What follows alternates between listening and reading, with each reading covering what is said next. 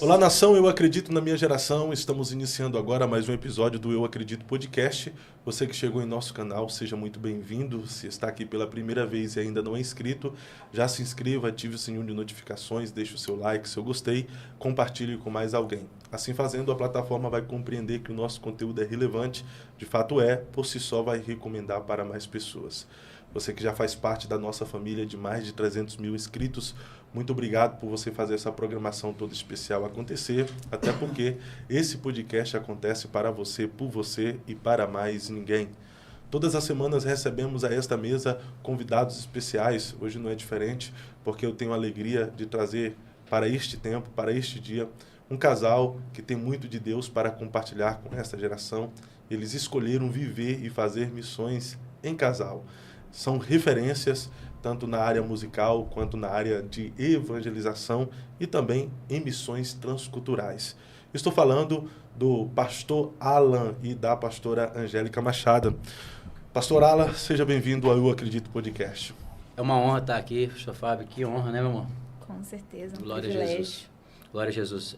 Pra gente é muito gratificante. Tínhamos tentado marcar da última vez. Infelizmente não conseguimos estar aqui, mas aprove Deus a oportunidade de estarmos passando por essa cidade abençoada, São José dos Pinhais, e poder estar aqui compartilhando um pouquinho do que Deus tem feito. Pastora Angélica, seja bem-vinda ao Eu Acredito Podcast. Amém. Privilégio de estar aqui, poder falar um pouquinho das coisas maravilhosas que Deus tem feito ao redor do mundo através das nossas vidas. É um privilégio. Perfeito. Quem é o Alan como pessoa, como ser humano, além daquele que faz missões transculturais, além do que faz evangelismo nas ruas, porque as pessoas que te acompanham conhecem o Alan, Sim. Que está aguerrido por um propósito, por uma missão, mas não conhece a pessoa Sim. como ser humano. Como é que você se identifica? Eu sou um cara muito família, uma pessoa simples, de hábitos simples, que gosta de, em qualquer roda de amigos, compartilhar um pouco do amor de Deus. Já colocando Jesus na conversa, mas uma pessoa que luta por ideais, que sabe o que quer e que sempre teve objetivos bem focados em relação à parte musical, né? Deus me entregou isso como um talento, só que na época, antes de conhecer a Cristo, eu não enxergava isso como uma dádiva divina, no sentido de que um dia eu teria que devolver a Ele, mas eu gosto de usar, por exemplo, uma das armas que nós temos para as evangelizações é a música. Então eu gosto, em qualquer momento da minha vida, né, falando sobre os meus hábitos, eu gosto de estar cantando. Nos nossos devocionais a gente canta, né, meu amor? Então é uma pessoa que gosta de transparecer aquilo que Deus tem feito no secreto, transparecer no público de uma forma muito simples, né? Somos também, de alguma forma, impulsionados a poder estar sempre acerca de amigos, pessoas que estão ao nosso redor, né? Não somente os nossos alunos da escola, não só o pessoal da igreja, mas a gente sempre gosta de abrir a nossa casa para receber muitas pessoas. Então, eu me considero uma pessoa que gosta de sempre ter a casa cheia, de poder estar com amigos, às vezes num churrasco, em momentos de descontração. Gosto muito de futebol também. Então, são coisas que a gente sempre vai trazendo para o nosso cotidiano, né? E para mim é muito bom sempre estar rodeado de amigos, né? Eu acho que é uma coisa que me faz sentir vivo, assim, sabe? Perfeito. A Angélica, quem é geralmente a esposa, às vezes existe dois extremos, né? Ou às vezes a esposa aparece, o marido desaparece, ou às vezes o marido aparece e a esposa desaparece e trabalha só nos bastidores. Mas a Angélica sempre está junto com o Alan nas missões, nos trabalhos. Até quando eu falei com ela, não, minha esposa tem que estar comigo. Olha só que interessante. Mas como é que você se identifica como pessoa, como ser humano? Eu poderia dizer, acho que a melhor definição seria apaixonada por Jesus. E dentro dessa paixão por Jesus, inclui a família, inclui servir ao Senhor na igreja. Como o Alan falou também, a gente ama muito estar entre amigos, mas eu amo essa missão em casal e acho que é um pouco equilibrado, assim, um pouco eu tô nos bastidores, mas eu até prefiro às vezes, amo servir ao Senhor mais quietinha ali, fazendo acontecer, mas também gosto, de falar de Jesus, de compartilhar o amor de Jesus. Então acho que eu poderia dizer que eu sou uma mistura dos bastidores com a pessoa que sai, que fala de Jesus. Momentos, é um né? pouquinho... acho que é um pouquinho variado ali Às vezes eu diria que eu sou tímida, por mais que as pessoas não acreditam, mas eu sou. Eu também sou tímida. Mas por Jesus a gente faz tudo. O Jesus tira a timidez. Jesus tira a timidez, o Espírito Santo, ele trabalha e a gente aprende, cresce e aos pouquinhos a gente Timidez que eu falo no caráter em relação a uma pessoa mais introspectiva. Eu sempre fui uma pessoa mais introspectiva, só que aí Jesus trouxe esse outro lado, né? Porque a timidez é uma coisa que vai rompendo através do Espírito Santo, né? Então a pessoa vai rompendo essas barreiras, né? E é uma das coisas que mais nos perguntam em relação a como vencer isso, como eu consigo pregar o evangelho, enfim, mas eu também considero uma pessoa introspectiva no modo geral, assim, para ter uma amizade. Por exemplo, eu sou uma pessoa que ao mesmo tempo tá cheia de pessoas ao redor, mas de poucos amigos. Amigos de verdade, aqueles amigos assim. Então a gente tem uma facilidade de estar rodeado de pessoas, mas que nem sempre a gente tem o contato afetivo de amizade que a gente possa considerar. Assim. É que existem algumas pessoas que associam a timidez como covardia, né? Você fala timidez na questão daquilo que é introspectivo mesmo, de se entregar, personalidade. Não como covarde, né? Até porque para fazer o trabalho que vocês fazem, não tem como ser covarde. Não tem como. Não tem como mesmo. Todo dia matando um leão, todo dia levantes. Por exemplo, na Paulista agora a gente esteve lá fazendo um trabalho junto com Chamados para Fora, do nada, no meio, a gente estava fazendo louvor, do nada chegou uma pessoa rompendo a multidão, empurrando todo mundo, e para com isso daqui e tal. Gritando e tal, desesperada. Então, a gente tem que estar sempre preparado para tudo e a gente, de fato, não pode ser covarde. Já apanhei no campo missionário, enfim, são coisas que podem acontecer que a gente tem que estar apto para entender que são ossos do ofício. Mas mesmo não sendo covarde, há momentos que você precisa ser encorajado, né? Ser encorajado por Deus e precisa ter alguém ao seu lado também para te incentivar, motivar. Sim. E talvez seja o papel dela aí também, em alguns momentos, encorajá-lo. Existem esses momentos? Eu acredito que essa é a importância de trabalhar junto, casal, que tem ministério, que anda pelo mundo. Acho que é importante. Muitas pessoas, muitos ministros viajam sozinhos por aí e sempre... Excluem o cônjuge, né? Sempre acaba trazendo problemas familiares, problemas no casamento. E é importante essa parte de andar junto, porque vai estar sempre um ao lado do outro. Às vezes, quando o Alan tá mal, às vezes, quando ele não tá legal, não tá tão bem, ele vem, comenta, a gente ora junto, eu oro por ele ora por mim. E é isso, é importante, sim, estar sempre junto, porque eu acho que esse encorajamento faz parte. Você acredita que um dos maiores motivos que há crises na vida de um ministro, aquele que viaja bastante, essa falta de parceria, de levar o cônjuge junto? Ou seja, às vezes a pessoa quer levar, mas o cônjuge, a parte não quer ir. Exato. E às vezes a parte quer ir, mas o que está viajando não quer levar. E isso gera muitas crises no casamento. Claro, né? Aí existe a questão dos ciúmes, existem as questões das tentações também lá fora. Exatamente. Você também não está simplesmente em uma batalha social, você está em uma batalha espiritual, então o inimigo, como tentador, lhe apresenta para... Há essa questão na visão de vocês que leva à crise nos relacionamentos? Com certeza, com certeza. A gente, desde o começo, a gente sempre colocou isso como... Assim, quando a gente começou esse trabalho, por exemplo, indo lá para trás um pouco, né, há 10 anos atrás, eu comecei dentro dos ônibus, pregando o evangelho. Então, eu me converti e aí Deus me chamou para essa empreitada. E o que aconteceu?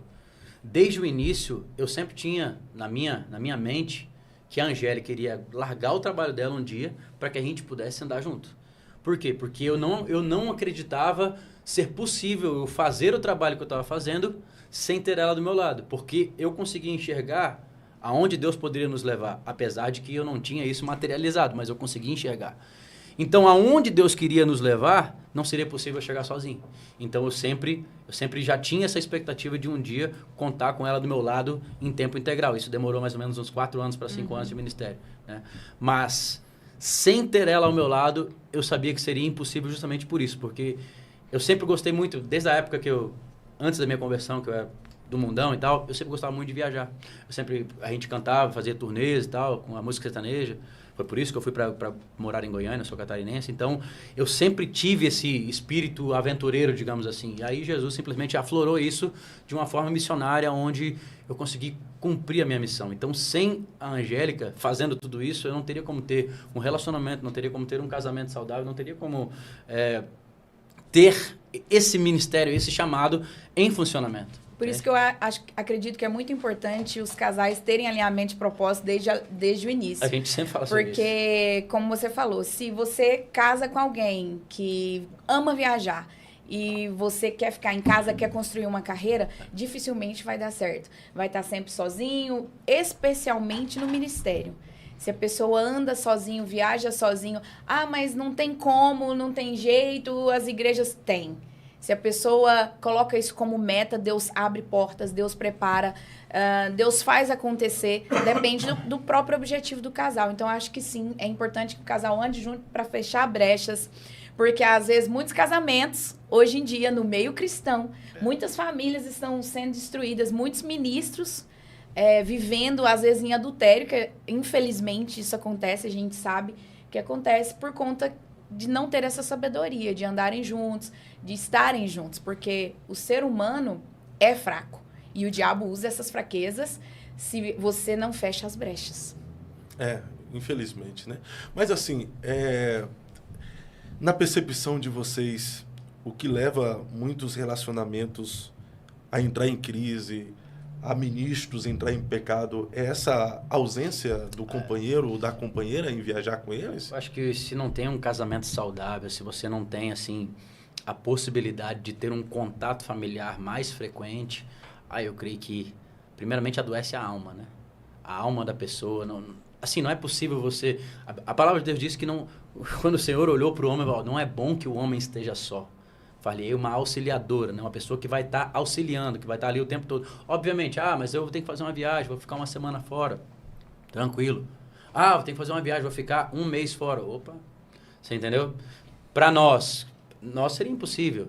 A gente, por exemplo, já ficamos 5 meses fora, já ficamos 3 meses fora, 2 meses e meio, 2 meses fora. Então, imagine isso a longo prazo, você fazendo uma missão que é de Deus, uma missão que tem alcançado vidas para Deus, mas a sua vida, né? A sua vida familiar, como está? Não é pegar o celular, oi meu amor, tudo bem? Olha, tá uma bênção aqui e tal, estamos aqui pregando o evangelho, mas e aí? Como é que está esse relacionamento? Na hora que desligou o botãozinho aqui, o que você vai fazer? O que você vai procurar? Qual vão ser as suas intenções? E aí vem as tentações. E com certeza o inimigo vai lançar pratos ali na sua frente, tentando acabar com a obra que Deus tem na sua vida, mas... Se você tem a sabedoria e você tem a oportunidade de potencializar o seu chamado, né? E aí sendo os dois, sendo um só e potencializando esse chamado, vivendo esse chamado, para nós foi aonde virou a chave. A Bíblia mesmo diz que é melhor serem dois do que um, exatamente. Né? Então, foi aonde virou a chave, né, amor? Claro, tem que ter caráter também, né? Lógico. Porque tem gente também que usa isso como desculpa. Mas minha esposa não anda comigo, ou meu marido não anda comigo, eu acho que tudo se alinha. Se a pessoa tem caráter, tem a presença de Deus na vida, tudo se resolve. Conversa, alinha os propósitos. Já casou mesmo? Tem que dar um jeito, né? Tem que organizar o negócio, tem que fazer acontecer. Então, tendo caráter, tendo o Espírito Santo na vida, dá para resolver. Mas uma pessoa que só vive andando sozinha, você nunca vê acompanhado, perde a credibilidade na visão de vocês? Para mim, perde. Por exemplo, na minha, eu, por exemplo, se é um pregador itinerante, se é um cantor itinerante, eu não me considero um itinerante. Eu passo por igrejas e quando a gente passa, a gente foca mais em seminários, em tirar a igreja das 4 paredes, né? Então, nos nossos seminários a gente passa uma base evangelística, daquilo que a gente vive, daquilo que a gente aprendeu, daquilo que a gente consome, daquilo que a gente busca de conhecimento, para passar para a igreja e daquilo que a gente pratica.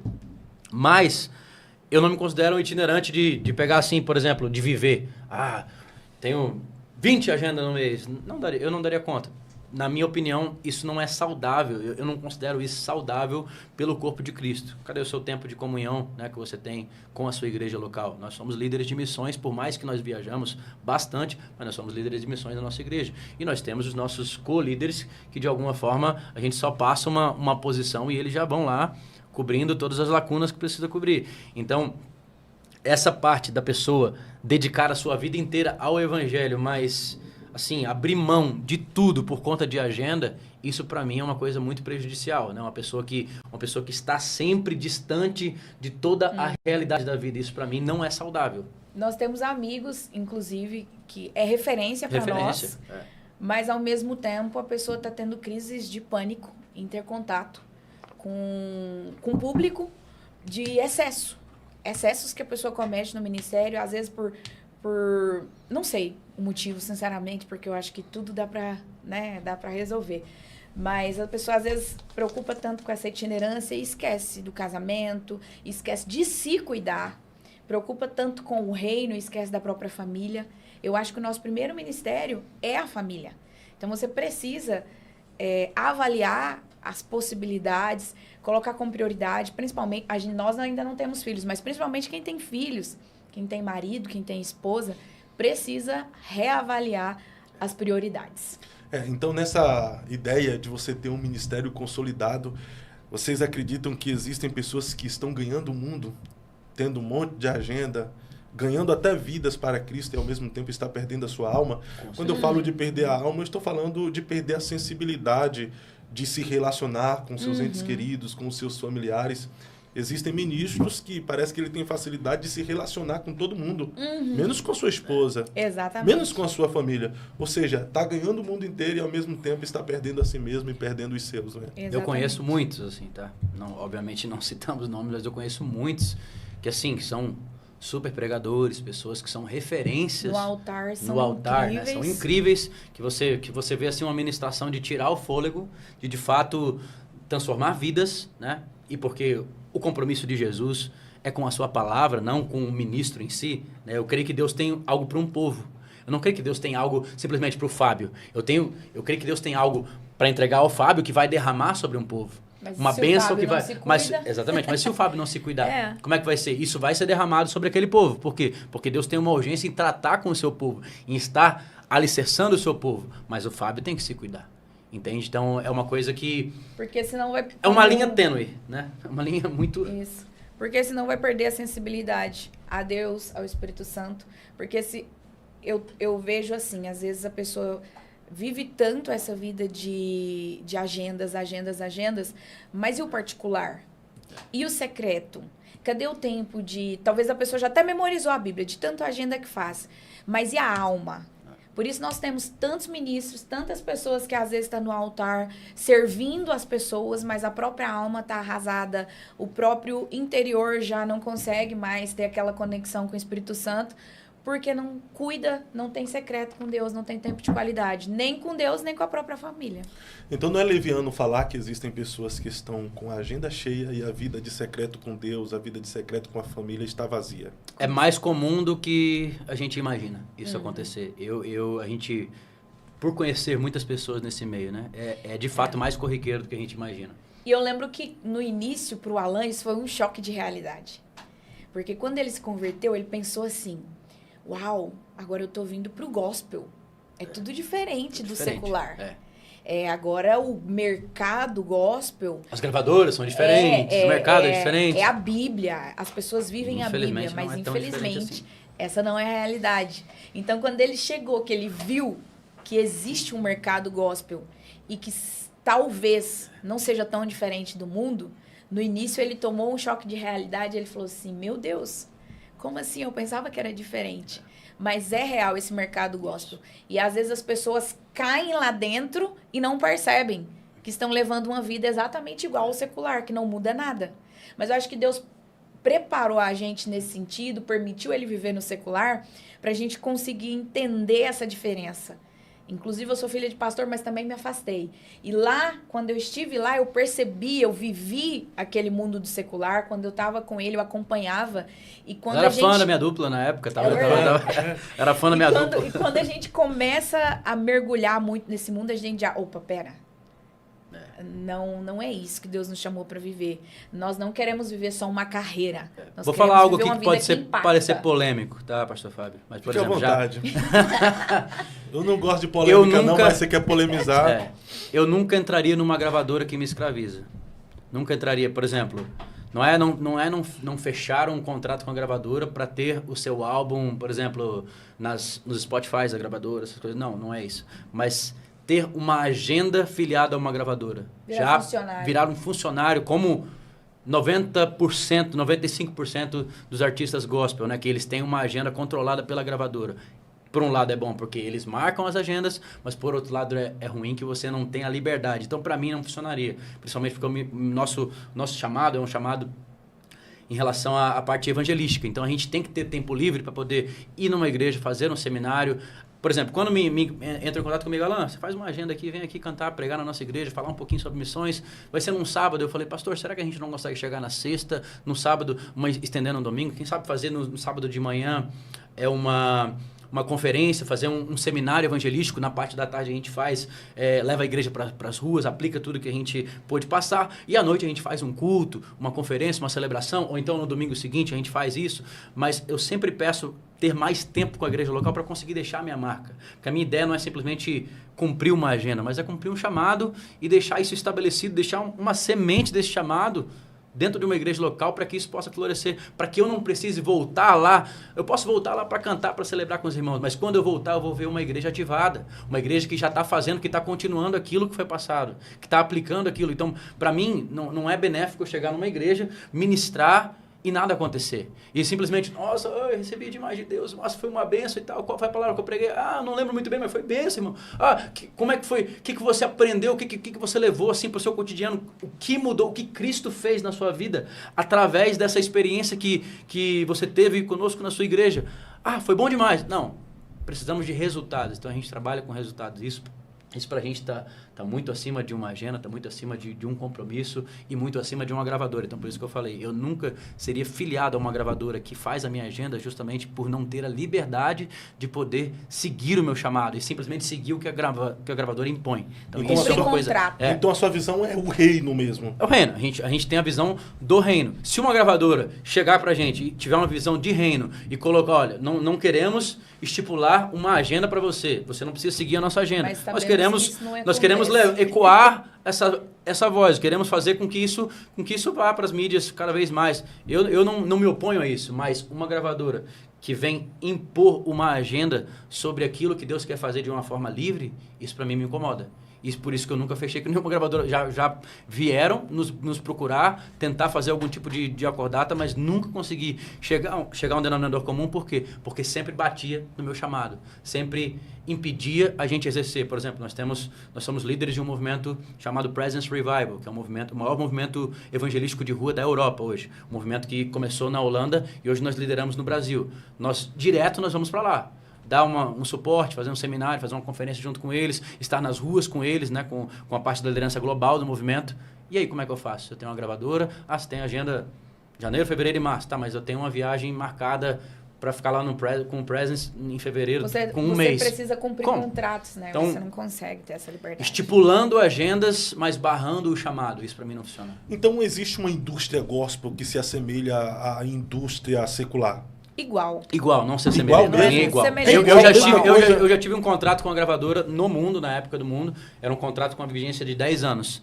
E os contratos que chegavam para mim, as ideias que chegavam para mim de gravadoras gospel, é simplesmente a mesma coisa. Exatamente igual. Mas na sua visão não existe uma gravadora mais espiritualizada, não, existe. Mais crente? Veja bem. Se existe, não chegou até a gente. Veja bem, eu não estou falando que as gravadoras são ruins. Eu estou falando que o sistema é o mesmo. A forma, o modus operandi é o mesmo, né? Em relação a agendas, em relação a compromissos, em relação a acordatas, enfim, isso é benéfico, né? Em relação à parte... É o sistema. É um contrato normal. No entanto, o que para mim é complicado conciliar como um cristão dentro de uma gravadora que tem um chamado evangelístico e que gosta de desempenhar isso e que gosta de servir ao reino de Deus é a impossibilidade de ter a própria agenda, uma agenda moldada pelo Espírito Santo. Por exemplo, eu conheço cantores, isso relatos de cantores amigos meus que estão em gravadoras, que queriam ir numa igrejinha assim, simples, no final de semana, na igrejinha de um amigo.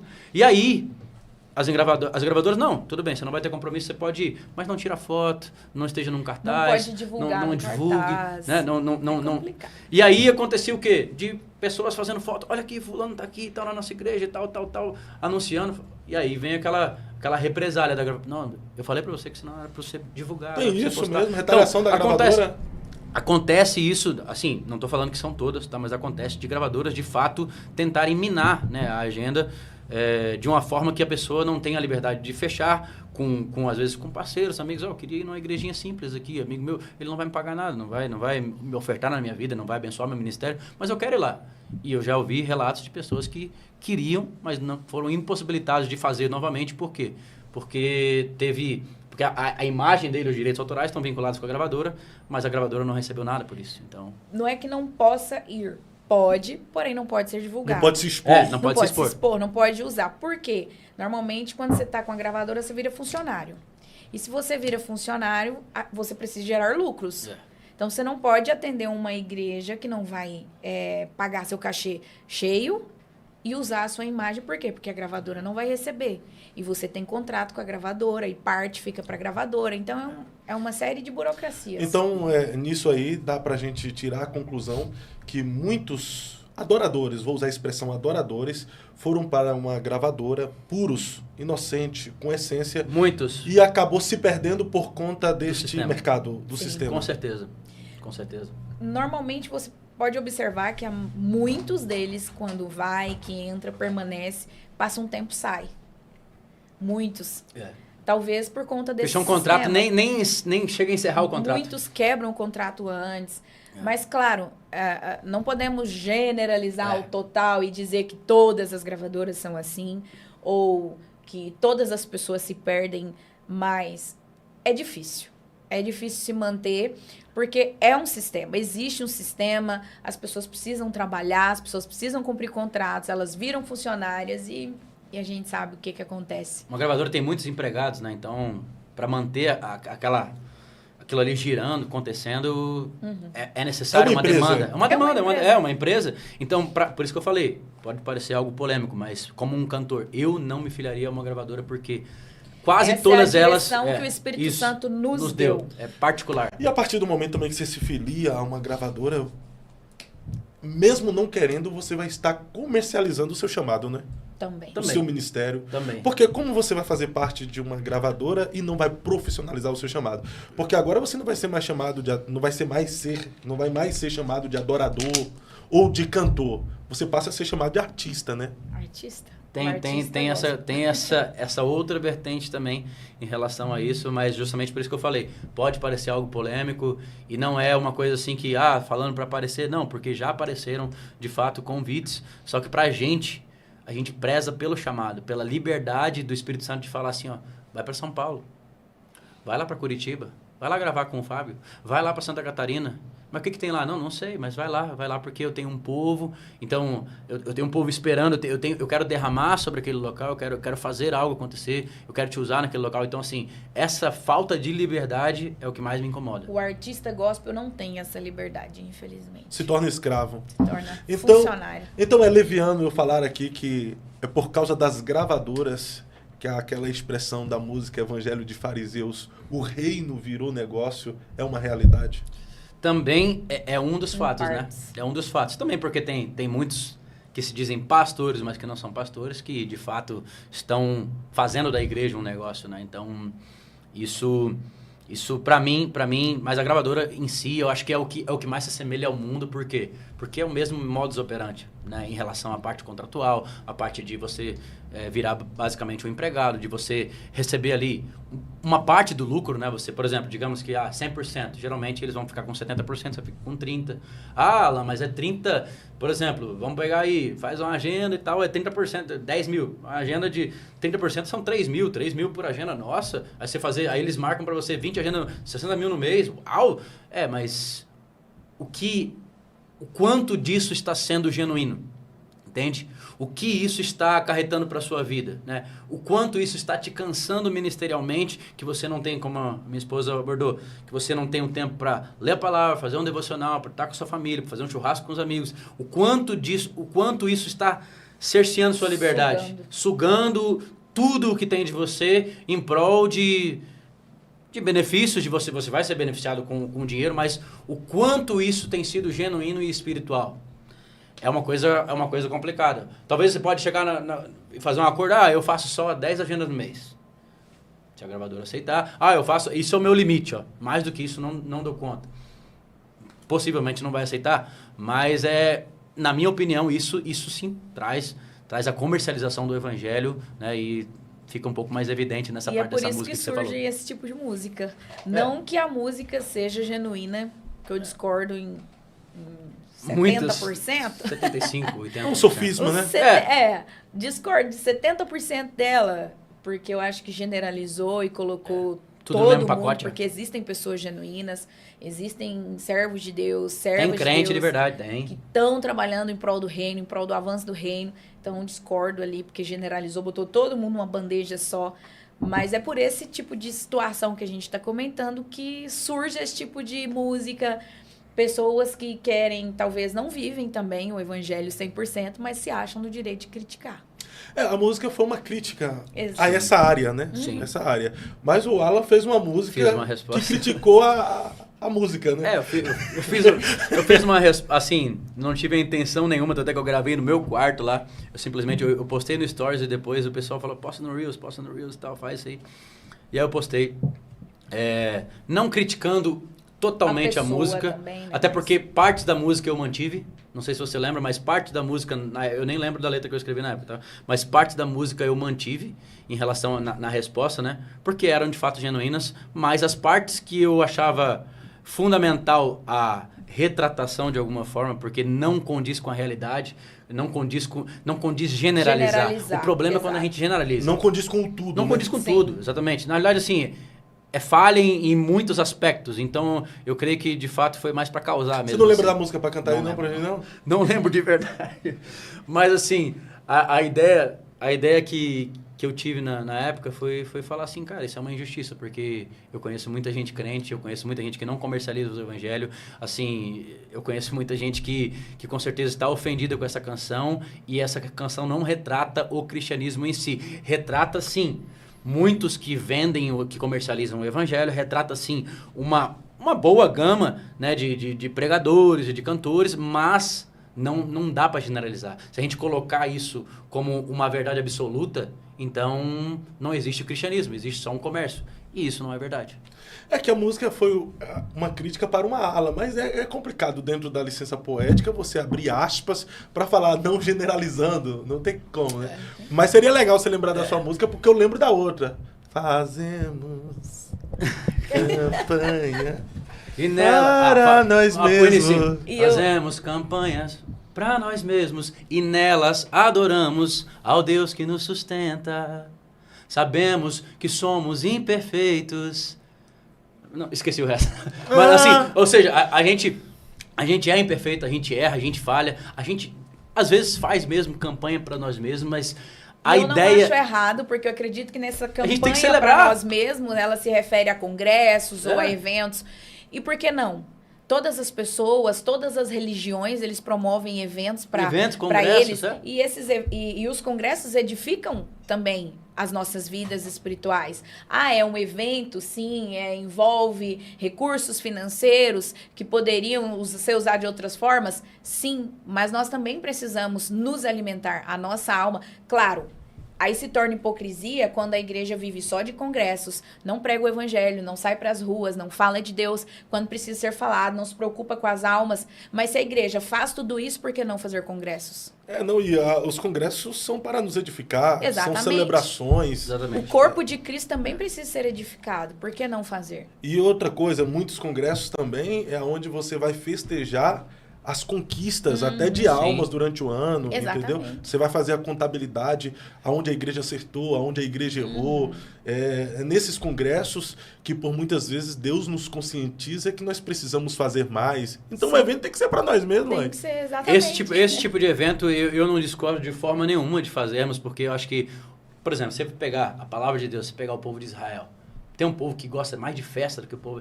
festa atrás de festa, é Pentecoste, é Páscoa, é um povo, o povo de Deus é um povo festeiro, um povo alegre. E nós temos que exalar a alegria do Senhor, porque isso é o que nos fortalece, né? A alegria do Senhor é a nossa força. Então a gente tem que... Eu não sou contra de forma nenhuma. Eu também não, mas aí eu entendo a música também sobre a grande comercialização, como vocês citaram aí sobre a indústria gospel, o mercado gospel, entende? Que tem esse outro lado também, que na minha opinião... a gente não pode fechar os olhos para isso. Que na minha opinião é a minoria. Só que essa minoria acaba fazendo mais barulho do que a maioria. Porque a maioria dos irmãos são santos, vivem uma vida de piedade, estão nos bastidores. E onde ela cantou essa canção? Onde? Foi no evento, né? Ela estava num evento, ela estava em um evento, num programa de televisão. Reality show. Um reality show, ou seja, algo que é totalmente sistêmico, algo que... Critica o sistema e está dentro do sistema. Então a gente assim, precisa viver essa é o uma que a gente incoerência, pega. né? Uma incoerência. Até uma parte que eu escrevi. Hipocrisia de milhões, pois na hora de pagar o teu cachê, vai ser a igreja, a prefeitura ou a tal Lei Rouanet. Então, assim, a gente tem que entender que é... Boa, hein? Não é? Rapaz, tinha que Porque- lembrar dessa música pra cantar aí, pô. Sério, velho? Não tem anotado aí Porque, não, assim, no bloco de nota? Não tenho, pior que eu não tenho. Tá vendo? Quem sabe faz ao vivo. É desse jeito. A gente não marcou nada disso na pauta, mas surgiu na conversa. Porque de fato é uma hipocrisia, né? Você falar sobre um sistema em que você está num programa, num reality show, buscando uma visibilidade para sua pessoa, caso contrário, ela não estaria ali, Exato. certo? Ela tá buscando naquele momento uma visibilidade para o ministério dela, e aí ela cantou uma canção que ela fez a respeito do que ela pensa sobre o evangelho, não sei se tentando causar ou se de fato ela pensa isso, sabe? Em termos eu concordo, e tanto é que eu mantive partes na canção, na resposta que eu fiz, eu mantive, porque Sim. era coerente, só que, por exemplo, essa parte em relação à parte sistêmica, né? É uma hipocrisia. Por quê? Porque logo depois apareceu muitas pessoas querendo contratar ela, etc e tal. Eu nem sei onde Mas ela... tadinha, não ganhou, né, o reality show.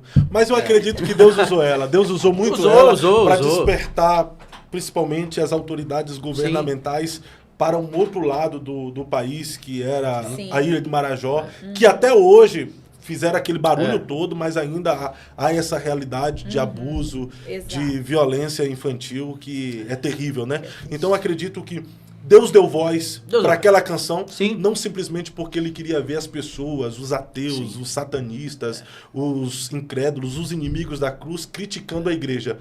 Deu voz e fez a canção viralizar para que as autoridades olhassem para as crianças. Sabe, Salomão, ele e os escreve adolescentes lá. que na multidão de conselhos existe sabedoria, né? Então, assim, na multidão de versos dessa canção, a gente encontra a sabedoria de Deus, a gente encontra coisas que são pertinentes. No entanto, a parte da generalização, né? Ou seja, quando a gente amplia muito a visão de algo que é só dentro de um foco, dentro de uma minoria, isso é um problema, porque aí ataca todo mundo que está fazendo de forma genuína, entende? Então isso é meio complicado. Pelo menos Mas ajudou a Ilha de Marajó. exatamente. Se serviu para alguma coisa, né? Glória a Deus. É verdade. Mas é muito interessante esse assunto aqui, porque realmente fala de uma indústria que pode estar acabando Com chamados. com chamados, com ministérios, né? Eu tenho uma amizade com muitos pastores e hoje, conversando com muitos deles, a grande crítica dos pastores hoje são com os cantores, chamado artista. Poxa, ninguém mais atende uma agenda por menos de 7 mil, 8 mil reais. Mais despesas. Essas são a crítica. Fora aqueles que estão cobrando da igreja valores que é uma prefeitura, que é desenvolvido pelo Ministério da Exatamente. Cultura. Então, tá um absurdo mesmo essa indústria gospel. E não é só cantores aqui, Exatamente. né? Pregadores também cobrando valores exorbitantes, E sabe? muitos deles é como a gente acabou de falar, né? Às vezes não é nem o próprio cantor. Você não vai falar diretamente com o cantor. Por exemplo, a gente tem uma pessoa que trabalha com a gente, que organiza nossas agendas, que faz todas essas coisas, as logísticas dos seminários, etc. Só que muitas das vezes não é o cantor em si passando aquele preço, mas é uma gravadora já estipulando, né? Por exemplo, eu quero levar fulano de tal, que tem um status maior. É tanto. Mas fica muito pesado para mim. Então, eu tenho fulano de tal que é tanto. Que não é tão, né, alto quanto esse, mas que também, lançou aquela música, tem isso daqui e tal, não sei o quê. Seguro público. Então, assim, você não tem para isso aqui, mas você tem aqui, Então, traz isso aqui, E aí eu vou fazer um adendo. A culpa não é só dos artistas, é dos pastores também. Também. Você sabe por quê? Infelizmente, os pastores não dão o mesmo valor às pessoas que não têm mídia. Você pega, às vezes, uma igreja, você pega um pastor que, tranquilamente, ele oferta 10, 15 mil para uma pessoa que tem ali seus 300, 400, 500 mil, 1 milhão de seguidores.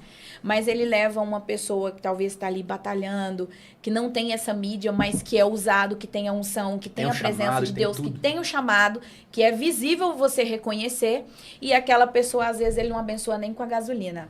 Mas para o artista que tem mídia, que carrega pessoas, talvez que vai encher a igreja, ele vai pagar tranquilamente. Então, aí entra o sistema, porque a culpa não é só de um. A igreja acabou entrando no sistema. Exatamente. Entendeu? Se Nesse a gravadora sentido. cobra 15 mil e a igreja não paga, a gravadora tem que fazer o quê? Baixar o valor, oferta e demanda. Mas a igreja paga. E às vezes um artista menor, ou chamando de artista, né, porque a gente está falando do sistema, mas talvez uma pessoa que tem um chamado, que tem um ministério, não vai ser abençoado. Eu falo, por exemplo, o nosso mesmo. Nossa. A gente não... Antes da proporção, né, em relação a mídias sociais abrir, né, amor? Quantas vezes nós fizemos agenda e fomos para casa glorificando a Deus por tudo que Deus fez, mas não fomos honrados nem com a gasolina que a gente utilizou para ir para aquela igreja. Glorificando a Deus pelo que Deus fez, mas murmurando contra a liderança. Assim, pensar assim, poxa, cadê o princípio da honra, né? Mas viemos aquela aqui, mesma igreja, honramos, no sábado passado, tinha levado um artista que cobra 10 mil para ir lá. Então é incongruente, né? Uma coisa que a conta não fecha. É complicado. 2 pesos, 2 medidas. Exato. Corre, né? Então a culpa, eu não vou deixar essa culpa ser levada só pelo cantor, ou pelo pregador, ou pela gravadora. A igreja também tem a parcela de contribuição nisso, com certeza. Nós todos precisamos melhorar, digamos assim. Mas é complicado porque você vai pegar, aí a gente coloca a história da pessoa, né? Por exemplo, eu vou me colocar aqui como pregador. Não, vou colocar Léo. O Léo é um pregador. Sobrou pro Léo. O Léo é um pregador que não chegou ainda, não consolidou, mas ele prega, tá? Ele prega, tem uma boa palavra, ele segura em qualquer evento, que tem uma boa palavra, tem um chamado, Deus usa, tal. Mas o Léo começou há 5 anos. Aí você pega um pastor Marco Feliciano da vida, com que certeza. tem uma história e tal, e não sei o quê. É complicado eu querer honrar o Léo da mesma forma como eu honro o pastor Marco Feliciano. Com certeza. Deixando bem claro que a gente não é contra a honra. O princípio da honra nós vivemos demais. Nós somos os que mais vivemos isso. Em eu relação acredito sim que nós somos muito honrados por Deus. Tem que honrar os tem que ministros. honrar. Exatamente. Só que o que eu acho... Aí você deu um contraponto de uma pessoa que tem uma história com o evangelho, uma pessoa que honrou a chamada e que já tem honrar a chamada é o quê? Você se manter fiel àquilo que Deus te chamou desde o início e continuar da mesma forma. O pastor Marco Feliciano é uma pessoa que você vê do mesmo jeito, mesmo quando entrou na política, ele defende os mesmos valores, ele defende as mesmas pautas. Ou seja, Deus o chamou para esse desafio dentro da política, mas ele permanece o mesmo, ele continua pregando, ele continua sendo a mesma pessoa, a mesma essência. Você não vê a diferença, você só vê a diferença de idade, você só vê que a pessoa, obviamente, quando está no vigor físico, é uma pessoa que talvez o pastor Marcos não é mais o mesmo, porque ele não fala mais da mesma forma, aquela coisa, aquela exuberância. Não é. Eu, muito pelo contrário, eu vejo muito mais a sabedoria, eu vejo o crescimento espiritual sobre a vida dele, eu vejo a estrada da pessoa, ela fala muito, né? Por quê? Porque dá cancha, né? Dá aquele suporte na mensagem. Então, eu vejo, por exemplo, o pastor Marcos é uma referência de uma pessoa que conseguiu ter uma longevidade no ministério e continua da mesma forma. Agora, tem pessoas que se perdem no meio do caminho por conta às vezes, de uma influência de uma gravadora, por conta, às vezes, das influências externas e não consegue manter a forma genuína do chamado, da forma com que Jesus chamou lá atrás. Então, honrar, começou agora. Óbvio que você não vai estar honrando ele da mesma forma. No entanto, a minha crítica é quando, por exemplo, surgiu, uma música, gravou uma música, estourou e tal, a gravadora pegou, começou a trabalhar, já colocou no patamar aqui, entende? Aquela pessoa, ela não teve não foi experimentada nos trabalhos, não foi experimentada no evangelho, ela simplesmente chegou, por exemplo, às vezes uma criança. Você é contra a criança pregar? De forma nenhuma. Nós chamamos para evangelizar e se quiser vir criança, jovens e tal. Eu sou. Mas no sentido do quê? De comercializar. Entende? De você colocar essa criança como um funcionário, essa criança, desempenhando o chamado. Por exemplo, o Miguel, né? O Miguel que surgiu aí e tal, com todos esses negócios, papos de pessoas falando, ele é herege e tal, não sei o quê. Mas é um jovem, né? É um jovem que, na minha opinião, faltou um discipulado, faltou ser um menino mais moldado, guardado, viu que está dando uma proporção muito grande. Cadê o pai dele? Segura um pouco, entende? Agora estão segurando. Agora o pastor Júnior Trovão está andando com ele e tal, mas eu acho que deveria segurar um pouco, entende? Ele buscar, assim, se encher mais da presença de Deus, se encher mais do poder de Deus, buscar mais, principalmente por ter essa exposição midiática. Eu acho que isso não é benéfico para ele nesse momento, qualquer tipo de exposição midiática. Então, a gente tem que saber o quê? A gente tem que saber a hora certa de soltar. O próprio Jesus é o exemplo disso, né? Ele poderia ter iniciado o ministério dele muito antes, mas com 30 anos é onde crava ali, ó, agora chegou o meu tempo. 30 anos é a idade de maturidade para o judeu.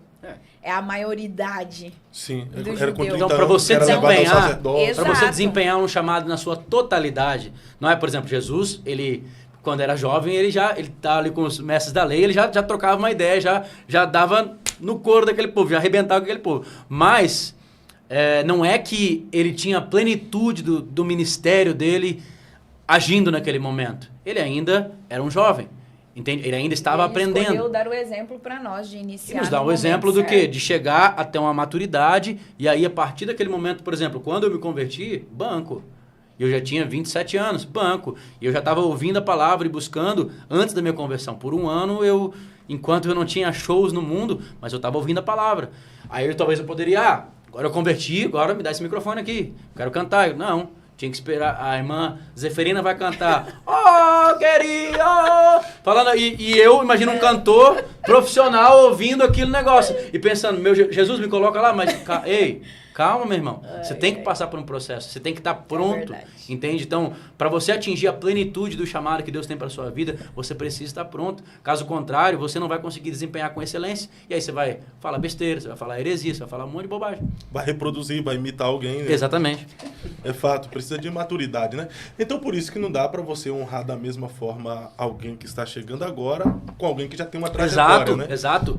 No entanto, você enxergando o potencial, você pode, olha, meu filho, continua. Entendeu? Eu vou te abençoar, tá aqui uma semente de fé, vou te abençoar. E aí a pessoa, nossa, não precisa, nem imaginava que... Nossa, pastor, muito obrigado. Você vai conseguir o quê? Injetar ânimo na caminhada do camarada, uma semente que vai florescer no seu ministério. Então, assim, essa visão, né? Essa visão de não ao mercantilismo, mas sim de potencializar chamados, isso para mim é algo que a igreja precisa cultivar isso mais. É perceptível que vocês têm um chamado, e não só para dentro de 4 paredes, através das agendas que vocês atendem, das igrejas que vocês vão, mas também pelo trabalho que desenvolve na rua, né? Que é o evangelismo de rua, a missão transcultural, fazer missões em outros países, etc. Mas como cantores também, como ministros, na visão de vocês, atendendo a agenda de alguma forma e recebendo oferta, às vezes até combinando um valor, isso dá a entender também que o ministério ele pode ser uma profissão. Mas como não profissionalizar o chamado? Olha, a gente tem um princípio, né, que é bíblico, que é o princípio da honra. A gente fala muito sobre isso, por quê? Porque, por exemplo, vou te dar um exemplo, é uma frase, pode até ser polêmico, eu vou falar aqui, mas, por exemplo, se for para honrar alguém, eu vou honrar meu pastor. Por exemplo, tem um final de semana, Alan, vem aqui e tal, me abençoa aqui e tal, não sei o que. Meu pastor precisa de mim, entende? É onde eu quero chegar com isso. Você é abençoado na trajetória missionária se você se mantém aos seus princípios? Sim. Só que você tem que sempre também ter o quê? O respeito à sua liderança, você tem que honrar a sua casa, você tem que entender que Jesus te chamou para um propósito maior, mas ao mesmo tempo você tem... de alguma forma, pessoas que te ajudaram a chegar onde você está chegando.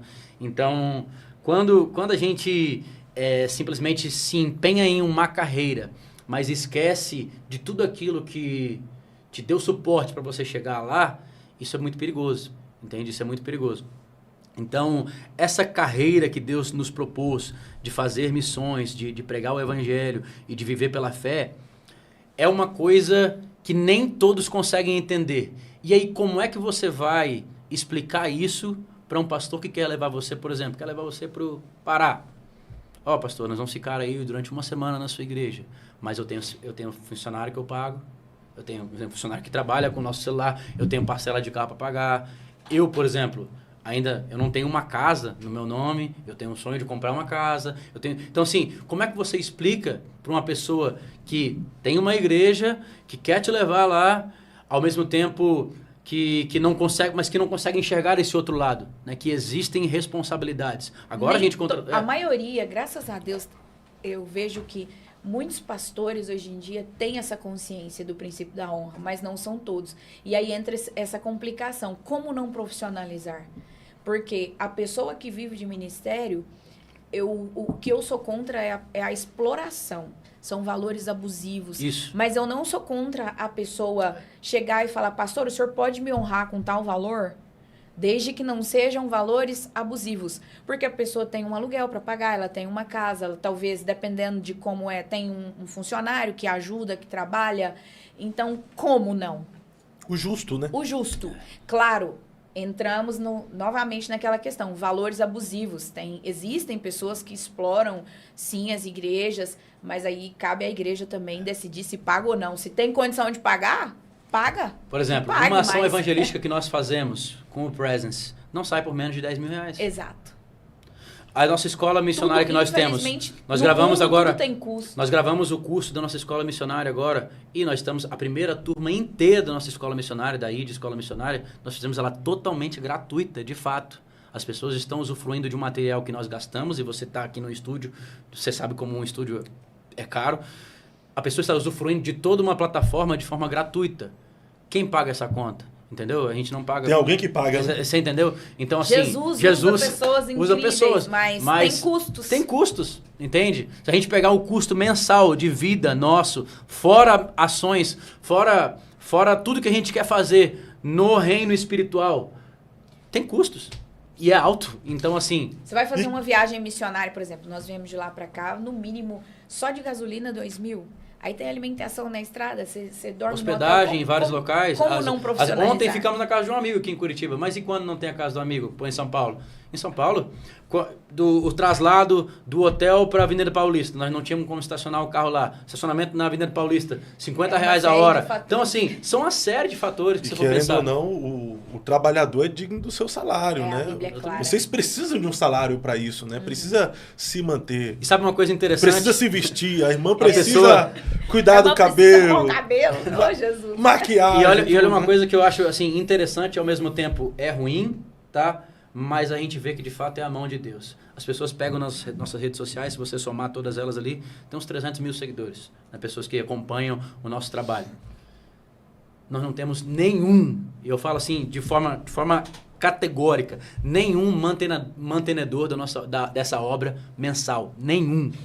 Tipo, pessoa assim, ó, de falar assim, Alan, eu vou depositar todo mês para você R$20. Nós não temos um. É sempre coisas esporádicas. É o que acontece, a pessoa olha ali o trabalho, poxa, eu vou contribuir. Achei bonito, vai lá. Não tem nenhum assim que falou, Alan, já aconteceu, né? Eu estar em púlpito e político. Conheceu o seu trabalho, que trabalho maravilhoso. Pegou chorando no púlpito com o microfone, falando e tal. Alan, diante dessas testemunhas que estão aqui, diante de Deus, eu me comprometo a todo mês te dar um tanque de gasolina para o seu carro. Nunca vi nem 1 litro de gasolina. Você entendeu? Pastor, então, tipo assim, pastor. Se fosse depender desse tanque de gasolina... E perdeu a eleição, eu glorificar a Deus por isso. Se fosse depender desse tanque de gasolina, o carro estava sem andar até hoje. Nunca. Então, assim, não é fácil. Não é fácil. Para qualquer um que tem ministério, que vive de ministério, não é fácil. Então, a questão de não se profissionalizar é enfrentar todas essas intempéries e manter a essência, né? Exatamente. Ao mesmo tempo que, por exemplo, você não se profissionaliza...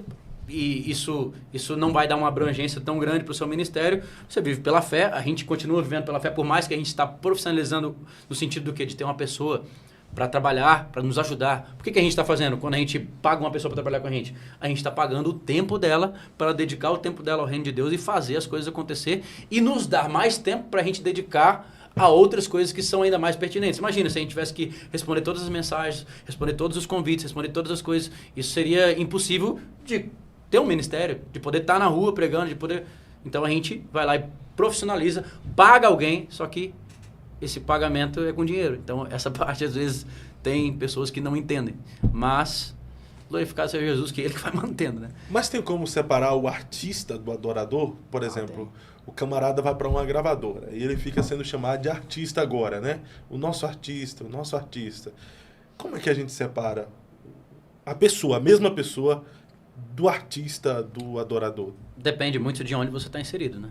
Depende da gravadora que você está inserido, você consegue ter um pouco mais de liberdade. Depende muito da própria pessoa. Sim. Porque tem pessoas que conseguem viver nesse meio e conseguem manter a essência. Mas aí entra o que nós falamos, o secreto, a qualidade do tempo que essa pessoa mantém com Deus. Então ela Nós vai temos conseguir uma amiga que a gente manter... pode citar o nome dela, né, meu amor? Que eu acho que ela não vai se importar com isso de forma nenhuma. A Eliane Fernandes, você conhece ela? É um Você lançou até agora exemplo uma pra canção, né? nós. Ela é um exemplo, é uma grande amiga que nós temos. Eu gravei uma canção com ela há tempos atrás, chama Depois do Vale a canção. E ela é uma pessoa assim que não deixa se contaminar com a agenda em relação anos de a isso. ministério, Muitos mas anos, sabe? tem se mantido, Pra tem gente é mantido uma- a essência.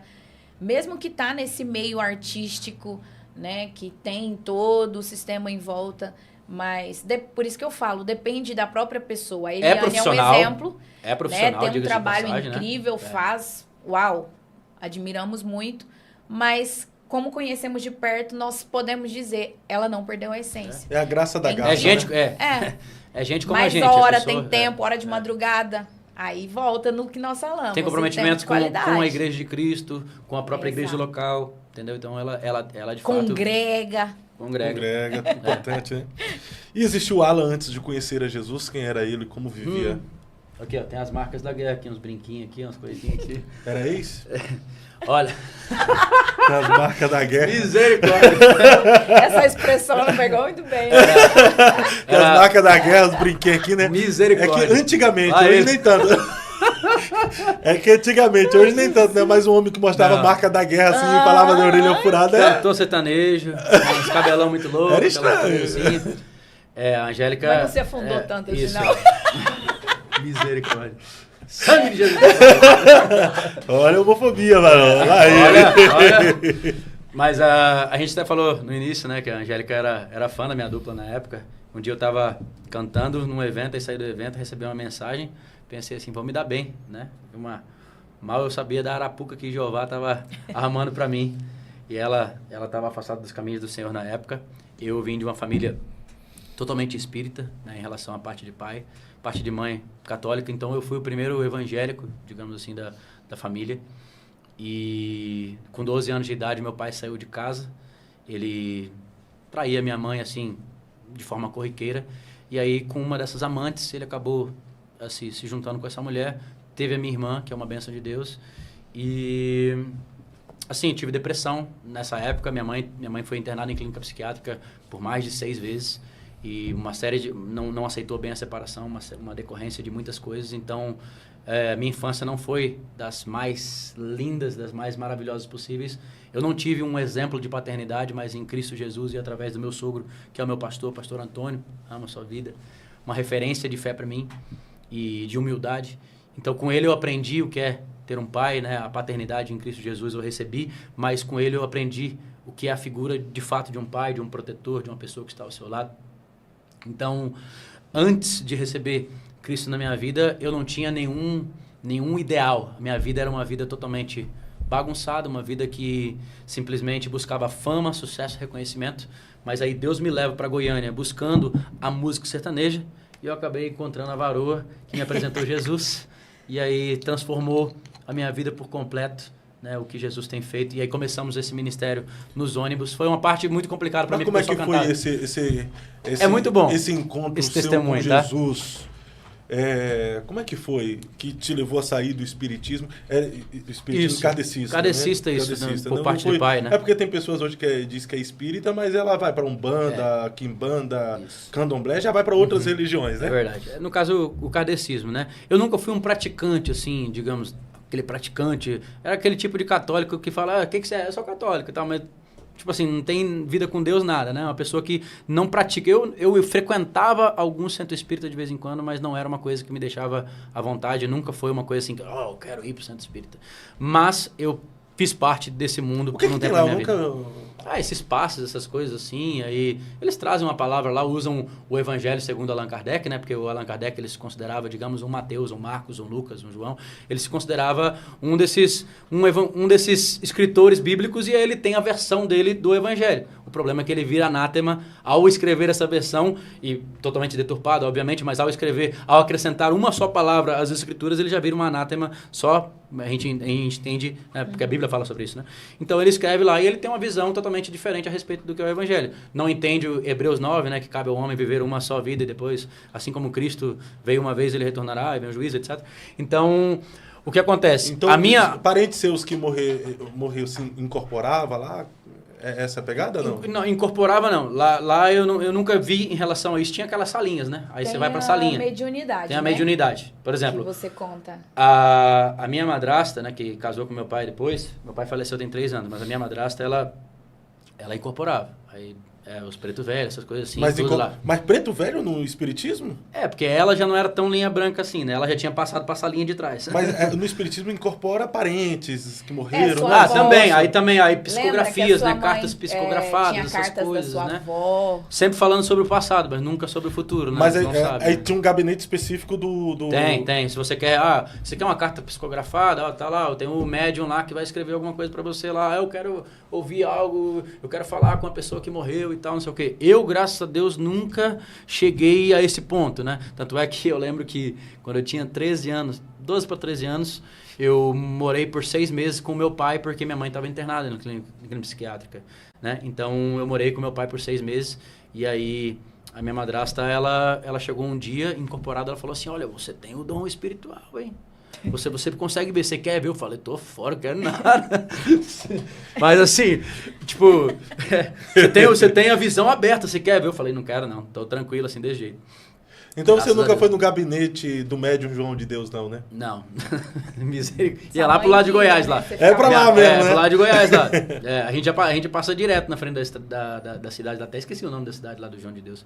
Mas em relação ao quê? Esse era o meu passado, esse era o background, né? Foi aonde eu fui criado, foi aonde eu não tive referências, né, de paternidade. E a minha mãe, ela tentou ser pai e mãe, só que nas limitações dela. Então, minha mãe é uma bênção de Deus. Né? Eu amo muito minha mãe, inclusive, é um dos motivos pelo qual me traz aqui para Santa Catarina. A gente vai visitar a minha mãe aqui. Então, é uma coisa assim que a gente tem um entendimento de que minha mãe não podia fazer muita coisa, né? Devido às limitações que ela teve por conta de tudo que ela passou na vida, né? E eu tive essa depressão com 12 anos. E uma coisa interessante, que eu acho que é pertinente, por exemplo, eu falo inglês, né? Hoje eu ministro, né, nas ruas, e quando a gente está fora do Brasil, já passamos por mais de 20 países, para a glória de Deus, e eu ministro usando o inglês que eu aprendi nessa época que eu tive depressão. Por quê? Eu jogava um joguinho online, e era da época do auge dos jogos online, eu estou com 38 anos, então era a febre começando, aqueles computadores, aquela gavetona e tal, e jogando, e conexão de internet de escada, mas jogando, e eu queria ser bom em um joguinho, e nesse joguinho os melhores que jogavam esse joguinho eram americanos, eram europeus, então eu queria ter contato com eles. E aí eu tive contato com alguns deles e usava aqueles microfones bem antigos e tal, aquela coisa bem chiando assim ainda, mas eu tinha naquele jogo um refúgio. Por quê? Porque eu não tinha a figura paterna, minha mãe estava internada, então naquele jogo eu tinha uma família, digamos assim, né? Eu tinha aonde eu me esconder. Então durante 2 anos eu basicamente não saí de casa. Eu não tinha convívio externo e eu conversava mais em inglês, porque eu já tinha uma intimidadezinha com o inglês através de músicas. Meu pai era músico, né? Meu pai era cantor, assim, de samba, e ele gostava muito de ouvir rock, ouvir Queen, ouvir Beatles, essas coisas assim. Então eu tinha uma familiaridade a ouvir o idioma, o inglês, desde menino. Meu pai ouvia muito essas canções. Então isso já foi, para mim, uma facilidade que eu tive, assim, né? De ouvir essas canções. E aí, durante esses 2 anos, foi onde eu fiquei fluente em inglês. Porque eu conversava mais em inglês do que em português. Mas você nunca cursou inglês? Nunca cursei inglês, nunca fiz uma aula, nunca fiz nada. Olha só, eu ia dizer que o jogo nunca me levaria a lugar nenhum. Mas foi assim, foi uma casualidade, né? O que Deus fez ali, potencializando. E por que eu conto esse testemunho? Porque muitas das vezes a gente pensa que Deus não está trabalhando em pequenas coisas, né? A gente pensa que em momentos de dificuldade, a gente às vezes não vê a mão de Deus, mas Deus já estava moldando lá atrás, porque Ele saberia que um dia Ele usaria esse idioma para a glória dEle. Ele sabia que aquilo que eu estava passando seria uma coisa que iria me moldar em uma área que eu precisaria para atuar no campo missionário. Então, o meu inglês, de fato, hoje a gente estuda, a gente busca mais. Por exemplo, o inglês bíblico, para mim, foi a parte mais complicada. Se você pegar a Bíblia, por exemplo, João é John. Você pegar Lucas, Luke. Mas você pegar Tiago, como que você acha que é Tiago? Tiago é James. Tá, eu achei que era James, Tiago. você entendeu? Tiago, a Bíblia em inglês. Tiago, isso que não muda, né? O nome? Os nomes James. são os mesmos? Muda. Apocalipse, Revelation. Então, assim... Revelação. Tipo, revelação. Então, assim, o inglês bíblico é muito diferente. Eu nunca precisava, por exemplo, falar assim, I wanna pray for you. Eu quero orar por você. Eu nunca precisei, porque eu nunca precisei falar essa frase. Eu não sabia nem como falava orar. Pray, depois eu aprendi. Então, assim, o inglês bíblico foi uma coisa que eu tive que buscar isso. Mas se eu sei o inglês, se eu sei me comunicar com as pessoas de uma forma fluente, foi porque por 2 anos eu tive uma depressão dentro de um quarto trancado e conversando com americanos. Ou seja, Deus potencializando aquilo que ele ia fazer, mesmo em um momento de profunda dificuldade. Então, se você está passando por um momento de dificuldade, acredite, às vezes Deus está querendo potencializar o seu chamado para a glória dele, de alguma forma. Então, você estava desviada. Foi no show dele. Filha de pastor, gostava, filha de pastor pastor. assembleano. Mandou mensagem pra ele, dando em cima dele. Bem isso. Bem isso. Desse Assim? jeitinho, assim, na Desse alta. jeito. Rapaz. Marcando mas porque no encontro e tudo. WhatsApp, Foi. no Instagram? Foi. WhatsApp. Não tinha Instagram na época, não? Na época eu não tinha. Eu não usava, eu lembro. usava mais Facebook na época. Isso já tem 10 anos. É. Já tem 10 anos que nós somos 11 anos. casados. 11 Namoro, anos. um ano de verdade, namoro, um ano 11 de anos. namoro. Vixe, se fosse tu que errasse, vai. Tá vendo? Ia dar ruim. Ganhei pontos. Muito bem. E eu tava afastada da igreja. A gente passou por umas coisas difíceis em família mesmo. Me afastei da igreja, mesmo sendo filha de pastor. Fui Experimentar. cometi todos os tipos de coisas erradas e pecados que se possa imaginar. O diabo, literalmente, quando ele pega a gente, né, ele afunda. Pra mais descobrir, porque cresci na igreja, então tinha aquela mentalidade assim... Ah, eu sou privada, eu não posso fazer nada, meu pai não deixa eu fazer nada. Então, quando eu tive uma sensação de liberdade, porque fui ficando maior de idade, eu me afastei da igreja, me afundei no pecado, mas lá eu conheci o Alan. Foi. Encontrei ele na noite e o que me chamava a atenção dele era independente dele estar na noite, o caráter. Ele terminava o show, ele subia pro camarim e ficava quietinho. Falei, esse menino aí, ó, diferente. Não, eu não bebia, você acredita? Bebia, não? Não bebia, Nunca bebeu, nunca falei, usei é droga. Diferente esse Nunca. menino. Eu já estava preparado para ser crente antes de ser. É Não era verdade. mulher ainda, não? Então, não pelo era menos tanto. na minha- Eu gostava mais quando eu de via ter um ele- relacionamento, de namorar, assim, de, tipo assim, Gostava? trair uma ou outra namorada na época. Trair. Não posso falar que não posso ser leviano. Mas eu normalmente não traía. As que de fato eu me importava com as namoradas que eu tinha, eu não traía. De fato. Ah, cantor Então, sertanejo é uma luta, né, mano? é uma luta. É, Eu o conheci diabo muitos ali. atenta, O meu né? parceiro mesmo, a esposa dele na época sofreu, ela sabe disso, mas hoje ele tá crente, abençoado pra glória de Deus. Um homem de Deus, abençoadíssimo. Né? Que Jesus na época. transforma. Então Jesus transforma. Aí você conheceu ele nesse período? Pegou o WhatsApp? Como é que foi? Foi, nessa época nós estávamos em um mesmo grupo de Ela WhatsApp disse que não de sabe. sertanejos. Ela disse que não sabe. Ah, foi Um grupo de Não sertanejos. tenho certeza de como apareceu o contato lá, não, mas ela mandou mensagem. Foi num grupo de cantores sertanejos que eu fazia parte lá e eu encontrei ele lá e eu lembrei, falei, esse menino é aquele quietinho lá do camarim, é o miozinho dos cantores. Eu ficava lá nos camarotes olhando assim, só os cantores, tipo assim, nas boates em Goiânia, né? Os cantores chegavam lá pra cantar, às vezes bêbado no palco e tal, eu ficava só olhando assim, meu Deus do céu, como é que o cara quer ser profissional? Como é que o cara quer estourar? Cantando tudo desafinado, bebendo demais a noite inteira.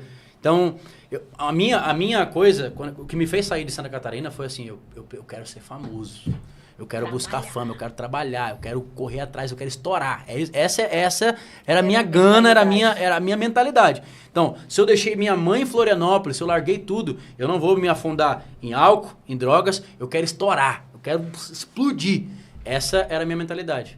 Mas aí foi aonde, através da Angélica, eu conheci Jesus, eu tive o acesso ao Evangelho e aí aquilo começou a moldar os meus valores.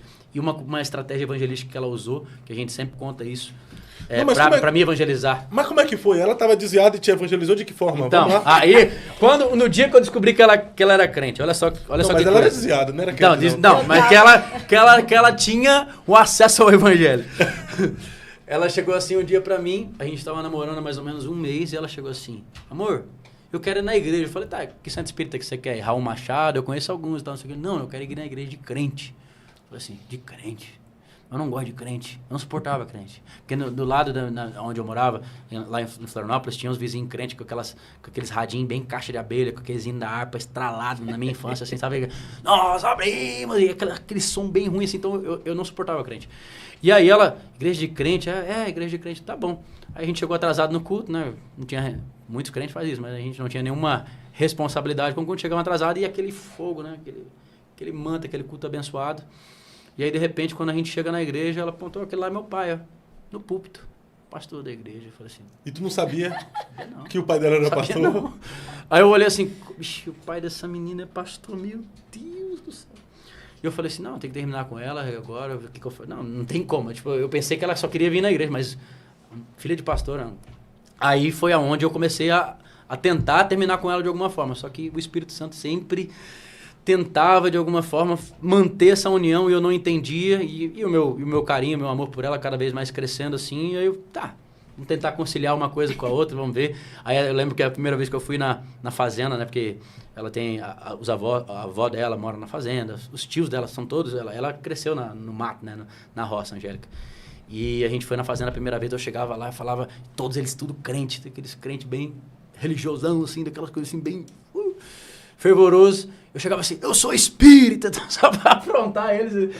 Eles ficavam com uma raiva de mim, mas o meu sogro, que aí é onde vem a sabedoria, né? Porque mesmo sendo um homem que não teve a oportunidade de estudar, não teve a oportunidade de buscar o conhecimento em uma área fora da igreja, porque ele aprendeu a ler, lendo a Bíblia, mas mesmo assim ele sempre teve a sabedoria de Deus e sempre me tratou com muito amor. Então aquele amor que eu recebi, né? Mesmo sendo, às vezes, de um cristão que era uma referência que eu não tinha. Porque eu tinha algumas referências de cristãos na minha época de adolescência que não era legal. Eu tinha amigos que eram filhos de crentes, só que eram, assim, aquele que não pode ver televisão, não pode não sei o quê. Aí o menino queria assistir um desenho animado no supermercado. O supermercado tinha uma televisãozinha, aí ele ia lá, ficava assistindo. De repente, você viu o pai dele, chegava, vem cá, menino, pá, batia no menino no meio da rua. E era cristão, crente. Eu falei, esse povo não é legal, não. Então, a minha visão ainda era aquela, mas quando... eu me deparei com um cristão de verdade, amoroso, resiliente, e que mesmo eu sendo um mundano naquela época, ele não me afastou, mas ele semeou a palavra sobre a minha vida, aquilo começou a me fazer enxergar o quê? Opa, esse povo não era o que eu pensava. E aí tá a importância que a Bíblia fala, ensina a criança o caminho que deve andar. Quando ela for velha, ela ainda vai se lembrar dele. Eu estava afastada da igreja... mas eu tinha muito temor. Eu era daquelas que eu ia entrar na balada, se eu escutava um trovão, eu falava, Jesus, por favor, não volta. Não volta agora. Eu não quero não ficar. Volta agora, por favor. Por favor, não volta. Se acontecer um negócio, Jesus, por favor, não volta. Eu não quero ficar, eu não quero ir pro inferno. Eu era desse jeito. Se o cantor falasse de Deus, aí pronto, fala, né? Nossa, Rapaz. naquela época não tinha muito disso. Eu falava, eu fico pensando, se acontecesse comigo, de eu estar lá no meio da balada e sobe alguém lá pra falar de Jesus, meu Chegasse Deus, alguém evangelizando no ônibus. pra casa. Alguém evangelizando no ônibus falando de Deus, rapaz. Mas eu estava mesmo afastada, eu tinha esse temor, o Espírito Santo me chamava de volta diariamente, eu sempre lembrava, eu orava. E quando eu conheci o Alan, eu já estava voltando para a igreja. Eu não tinha ainda firmado um compromisso genuíno com Cristo de novo, mas eu já estava... Sabe quando você chega na balada e você fala assim, o que eu estou fazendo aqui? Eu chegava na balada, naquela época, eu olhava para aquelas pessoas bebendo e eu falava, meu Deus, que monte de gente vazia. Que é isso? Qual é o sentido? Eu tava começando a ter crise de existência. Por que tá aqui? Por quê? O que eu tô fazendo aqui? Crise existencial. Que monte de gente vazia, todo mundo bebendo, dançando, e amanhã cedo vai trabalhar com aquela ressaca, que vida vazia. Gastando dinheiro que não tem. Então eu já tava voltando para a igreja nesse período. Eu conheci o Alan e comecei a convidar ele para ir comigo. Então, comecei a evangelizar ele, porque eu queria voltar para a igreja já. Só que eu queria que ele fosse comigo. Então, eu comecei a falar de Jesus para ele. Ele ia nos cultos comigo. E depois de um tempo, eu falei, não, realmente, eu preciso voltar para Jesus. E ele começou a ir comigo para agradar o meu pai, para me agradar. E quando viu, ele já estava E Deus começou a falar comigo. O varão ficou fisgado, né? Fala a verdade. E aí Deus... Seja sincero, não. Foi? Seja sincero. Foi lógico que foi. Essa ideia sua, vou arrumar um jeito de terminar. Terminar o quê? Vou arrumar um jeito de não levar ela pra igreja. Fala a verdade, ó. Eu queria fazer o desviar. Com certeza. Mas aí aconteceu o quê? Aconteceu que Deus começou a falar comigo. Deus começou a se manifestar de muitas formas, usar pessoas e assim, muitas pessoas sentindo tudo naquele culto e eu não conseguia sentir nada. E eu comecei a pedir, então, Deus, já que o Senhor está falando com tanta gente, já que está acontecendo tudo isso daqui, eu quero sentir isso daqui também. Eu quero estar nessa mesma dimensão aqui, eu quero estar nessa mesma frequência desse povo aqui. E aí foi onde eu comecei a abrir meu coração para Deus, comecei a conversar com o Espírito Santo. E aí até que no dia que a gente foi no programa do Ratinho, eu lembro que estava realizando um sonho que eu pensei que seria muito difícil, que era estar num programa a nível nacional. Você sabe que é complicado de fazer, de ter, mesmo tem quantos e quantos cantores para pouquíssimos que tenham acesso a isso. E aí a minha família, que na época não acreditava, a família que tinha desacreditado assim da minha carreira, começou, uau, meu Deus, ele conseguiu mesmo, ele vai para o programa de televisão. Só que aí eu gravei o programa do Ratinho, na época para dupla foi muito bom, trouxe um crescimento muito grande, né, no secular, tô falando agora. Só que eu cheguei no hotel e eu pensei assim, bom, realizei um grande feito na minha carreira, o que eu queria. Mas aquele vazio ainda estava lá em mim, sabe? E aí eu fui orar. Tipo, meu empresário foi dormir, a gente estava num quarto grande de hotel, assim, mas era conjugado, assim, era modernão, assim, mas bem conjugado. Então eu não queria estar no mesmo ambiente que eles.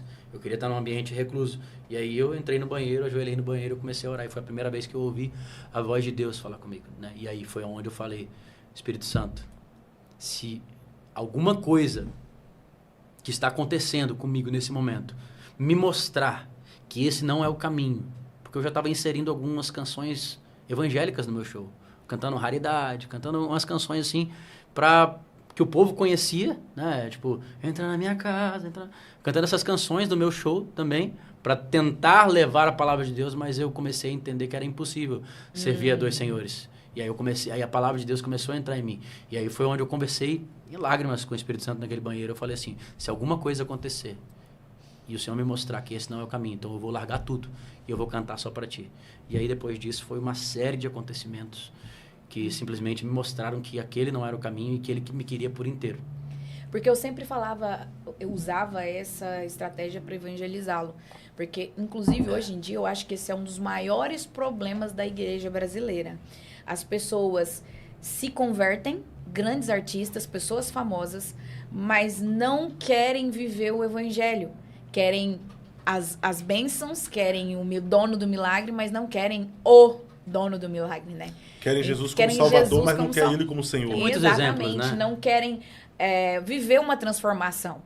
E eu falava isso para ele, que Jesus tinha ciúme, que o ambiente que ele vivia, de balada, de shows, de bebidas, de músicas que cantam sobre prostituição, por exemplo, sobre traição. Vamos dar um exemplo, o Wesley Safadão, por exemplo, batizado e tal, assim, mas assim, olha o tipo de canção que ele canta até hoje, e sabe? São vários então, artistas, ele pode falar assim. que ele ora, ele pode falar que ele faz célula, ele pode falar, mas assim, aquilo que está saindo da sua boca não condiz com aquilo que você fala que está vivendo, com seus princípios. Então, assim, a gente tem que... Ele traz uma mensagem, mas que mensagem que ele está trazendo? Como ele está influenciando aquele povo? Então, eu seria hipócrita de não citar isso e de não falar sobre isso. De ele falar assim, eu sou um cristão, não, eu sou convertido, eu sou... Certo, mas o que está saindo da sua boca? Como você está influenciando essa nação, entende? Então aqui, só para eu entender, você se converteu e continuou cantando música secular na época? Naquele momento, não converti. Não tinha sido convertido. Não era convertido ainda. Só estava indo para a igreja. Estava indo para a igreja, conheceu as músicas. Estava indo para a igreja, exatamente. Mas não tinha se convertido Nunca ainda. tinha ajoelhado lá na frente e confessado Jesus como meu Salvador. Mas eu estava conhecendo e aí eu estava conversando com o Espírito Santo. Então, é possível você estar no mundo e conversar com o Espírito Santo e ter acesso? Sim. Mas se você for sensível ao Espírito Santo, ele vai querer que você largue. Ele vai querer que você seja totalmente usado só por Deus, servindo somente a um Senhor. Entende? É impossível então, você servir a dois. Na sua visão, tipo, pessoas como o Safadão, como você... Simone Primeiro, Mendes. ele já tinha que mudar o nome, né, cara? Crente não pode ser Safadão, não. Tem muitos. Um Wesley Santão. Então, coloca o Wesley Santão aí, ô Wesley Safadão. Pelo amor de Deus, né? Não Wesley Santão. Aí, mas tem a Cláudia Leite também, que continua cantando. Não é bater nesse povo, mas é a verdade do evangelho. Eu seria hipócrita se eu não falasse sobre isso, sabe? Se você diz que é um convertido, se você diz que é uma pessoa que é temente a Deus, que crê em Deus, mas sobre o que você está falando, o que está saindo da sua boca? Qual é a mensagem que está impactando pessoas? Não e condiz. aí entra a questão de prioridades, porque a prioridade dessas pessoas, vamos falar, por que a maioria não consegue largar o secular? Contratos. Financeiro. As pessoas dão prioridade a mamon, o que já desagrada a Deus. O problema, por quê? Por mais que existe cachê, existe show no meio evangélico, mas não se compara. Um show de um cara desse é $500 mil. O máximo, quando muito caro, que ele for conseguir um show de prefeitura no gospel, vai ser uns 50 mil. Se for um evento muito grande. 200 mil. Mas é uma prefeitura. Pelo menos ele não tá tirando da noiva, né? É uma prefeitura que já vai levar um artista mesmo, que for que leve. A gente vai entrar nesse assunto daqui a pouco. Mas em comparação, o Fernandinho, vamos falar dele, um exemplo muito grande. Ele é um dos maiores do meio gospel. Se ele tivesse no secular, o show dele era $1 milhão. Ou mais, né? Ou mais. Vamos botar o Fernandinho, seria... Exatamente, milhões. vamos botar o Fernandinho num patamar de Gustavo Lima em relação ao quê? Em relação a gospel, a formato. É o gospel e secular. Porque o Thales está acima da média, né? Então, o Thales o Thales e Gustavo Lima. É só brincadeira, porque eu gosto muito do Thales, tá? E, de fato, na minha opinião, é um cara... dos cantores acima da média. Incrível. Sim, é incrível. O show dele é extraordinário. Incrível. Exato. Viu? O problema é que não era ele que tinha que falar isso, era deixar a gente falar, né? Foi um momento infeliz que ele já se retratou, já reconheceu. Mas é acima da média, o cara é... Mas é fera demais, ele é muito top. Mas então, continuando, você pega uma pessoa que se converte, mas normalmente as pessoas não querem largar a vida de facilidades, a vida de financeira muito boa, e isso atrapalha. Agora nós temos um exemplo de conversão atual, né, trazendo também para esse rumo, que nós conhecemos que é o ele, JP. Né? Nós conhecemos o JP, um cantor de funk com quase 10 milhões, incrível aquela conversão, se eu não me engano, de seguidores. Tem gente que vai estar batendo, que vai falar que não sei o quê, não sei o quê, tá o funk, meu irmão, conversão genuína, tá? Ele abriu mão mesmo e tá pagando um contrato real, tá? Nós tivemos acesso, a gente fez uma agenda junto, nós estávamos ministrando na igreja Reino, que é aqui em Balneário Camboriú, e ele foi lá, foi a primeira igreja que ele escolheu, inclusive para falar um pouco do testemunho e tal, e nós estávamos lá, e assim, é algo de fato genuíno, é algo que, visando ao reino de Deus mesmo, ele não, tipo assim, de forma natural, quase impossível ele conseguir o mesmo retorno financeiro que ele tinha na época. É basicamente impossível. Mas Deus, o Yudi também, né? Viveu essa conversão. Só que eu acho que o Yudi não era conhecido como cantor. Exatamente. Ele fazia aquelas danças e era... Só que eu acho que o JP, em relação a cachê, em relação à gravadora, é ainda superior. É uma renúncia maior do que a do Yudi. Tem o Stronda também, né? Também, o Léo também tá nesse processo, né? Então, nesse processo. Tem outro também agora que também entrou em um processo, é o Daniel. Tem a Tati Zak também. Tati Zak. Que largou tudo. Também é um exemplo então também você vê que é possível, porque se essas pessoas conseguem, e Deus prospera, Deus abre portas também, Deus recompensa, Deus é um Deus que é o dono da prata e do ouro. É possível, mas deixa eu mais uma vez apresentar o contraditório aqui, gente. É possível, mas vamos se colocar no lugar, por exemplo, de uma Cláudia Leite da vida. Vamos olhar pelo que ela ganha no show. Vamos humanizar, não espiritualizar aqui. Jesus nos pede renúncia, é necessário a renúncia, é necessário negar a nós mesmos, é necessário abandonar mamon para... Mas não é fácil não, gente. Vamos ver um Neymar da vida, se converter de corpo e alma, mediante a tantas propostas, tentações que o cara tem. Vamos mas lá. É possível. Uma coisa é você que estava lutando para consolidar. Vamos humanizar. Quem está lutando para... Poxa, eu estou lutando para consolidar, mas não estou consolidado, meu cachê não é tão alto assim ainda. Se eu ir para o gospel, pode ser que eu consolide até um... Somente não foi o seu pensamento. Não foi o seu pensamento, mas é algo que nos leva a pensar. Mas posso. Isso. Agora, por exemplo, na época do irmão Lázaro também, que era Olodum, e do nada o camarada veio pro gospel. Irmão, é difícil para uma somente um chamado. Leite, é difícil para... Sabe, só um chamado que pode consolidar isso, porque a pessoa vai fazer visando o chamado. Por exemplo, comigo, o que aconteceu comigo, tá? Eu pedia antes, quando eu falava com Deus antes da minha conversão, eu falava assim, eu quero ser famoso, eu quero isso. Quando eu me converti, eu falei, Jesus, me leva para o anonimato. Eu não quero ser visto por ninguém, eu quero que as pessoas vejam você em mim. Então foi esse o pedido que eu tive, por quê? Por conta de um chamado. E como surgiu o evangelismo? Como surgiu esse chamado? Eu rompi com o mundo. E aí eu fui numa vigília, lá na casa do Oleiro, lá em Goiânia. Fui batizado no Espírito Santo. Lá nessa vigília, na época, foi o lançamento da canção do Delino. Delino é uma benção. O Delino estava lançando Deus é Deus. Se Deus fizer, Ele é Deus. Nessa noite que ele lançou a canção na primeira vez, fui batizado no Espírito Santo lá na igreja. E aí aconteceu o quê? Eu falei, Deus, eu não quero servir pessoas com a bandeja. Por quê? Porque eu tinha arrumado um emprego de garçom. Eu já estava naturalizando. Deus queria algo diferente para mim, mas eu já estava o quê? Tentando com a minha força. Eu saí do mundo, mas eu preciso de um trabalho, eu preciso pagar minhas contas e tal. Mas eu não perguntei a Deus o que Ele queria de mim ao renunciar. Entende? Eu não perguntei isso a Ele. Então, eu arrumei um emprego, pensa num garçom ruim, menino. Meu Deus do céu. Por um mês trabalhando. A primeira vez que eu trabalhei na minha vida com alguma coisa. Antes era só cantar. Só cantar. E aí aconteceu o quê? Fui batizado no Espírito Santo no dia seguinte, em que eu falei, Deus, eu quero estar te servindo, eu quero estar no altar, eu quero estar onde o Senhor quiser. Me leva e faz onde... Eu fui demitido no dia seguinte. Então a gente tem que tomar cuidado com o que a gente pede para Deus, porque Deus pode ter uma urgência. E no dia seguinte eu fui demitido. Quando eu voltei para casa, peguei o ônibus, ou seja, já era uma realidade totalmente diferente. Antes, não era ônibus, antes era carro, era motorista e tal, não sei o quê. Já tinha uma certa relevância através da música, então a gente já tinha um acesso a coisas, né? Mas quando eu rompi, eu tive que deixar tudo isso para trás. Eu rompi um contrato de 10 anos com a gravadora, multa rescisória de R$470 mil e tal. Deus fez um rebuliço. Não temos nem tempo para contar a história inteira de como foi. De vez em quando eu conto quando as igrejas pedem, né? Falar sobre o testemunho. Mas aconteceu o quê? Voltei para casa, demitido, e eu ia casar com a Angélica. Dali um mês a festa estava marcada. Não tinha dinheiro, não tinha emprego, não tinha mais nada. Só que eu entrei no ônibus. Quando eu entrei no ônibus, voltando para casa, subiu um pastor. O pastor começou a pregar no ônibus e ele pregando a lá João Batista, né? Arrependei-vos, pois é chegado o reino de Deus. E pesadão mesmo, assim. E eu no meu auge ali de 2 meses de crente, eu pensei assim, se esse camarada tivesse um pouquinho mais de sabedoria, eu acho que ele conseguiria ganhar algumas almas para Jesus aqui nesse ônibus. E aí, de repente, o Espírito Santo chegou e falou assim, mas pelo menos ele está fazendo alguma coisa, né? E você, que estava lá no seu emprego durante um mês, e nem para aqueles garçons maconheiros, nem para eles você falou do meu amor para eles.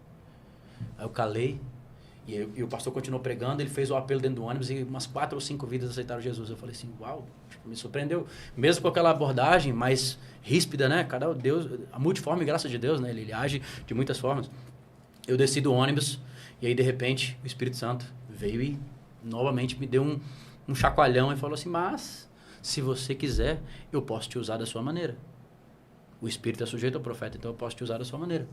Eu posso te moldar e eu posso te capacitar para isso. Então, para mim, foi o quê? Foi um chamado, entende? O que me levou a sair do mundo foi um chamado. Foi, de fato, Deus falando assim, eu tenho algo diferente para você. O que eu acho que falta para esse pessoal é o quê? É mais conexão com Deus para ouvir a voz de Deus e para entender o chamado que ele tem. Porque imagina um Wesley Safadão converter de verdade, meu irmão. Meu Deus. Ele arrasta uma multidão, meu irmão. A Cláudia Leite já tá colocando Yeshua nas músicas, né? Imagina ela só... Você entendeu? Baby do Brasil, que ruge então, o se leão, a gente pegar carnaval. uma proporção... Você pegar isso em proporção em larga escala, você imagina o que isso não pode acontecer. Se é uma coisa genuína. O Yud, eu conheci o Yud, nós estivemos em Amsterdã, eu estive lá junto com ele, conversamos, tivemos uma troca legal. Ele é um cara que está vivendo o evangelho de fato, entende? Que está deixando Jesus moldar a caminhada dele e ele está caminhando com Cristo de fato. Por outro lado, eu vejo que isso também é uma estratégia do diabo. As pessoas se converterem, mas não se transformarem, não viverem como Jesus quer. Por quê? Porque as pessoas que seguem eles acham que isso é normal. Então agora a gente tem uma cultura do cristianismo no Brasil. Cristianismo cultural. Todo mundo é cristão. Cristianismo cultural.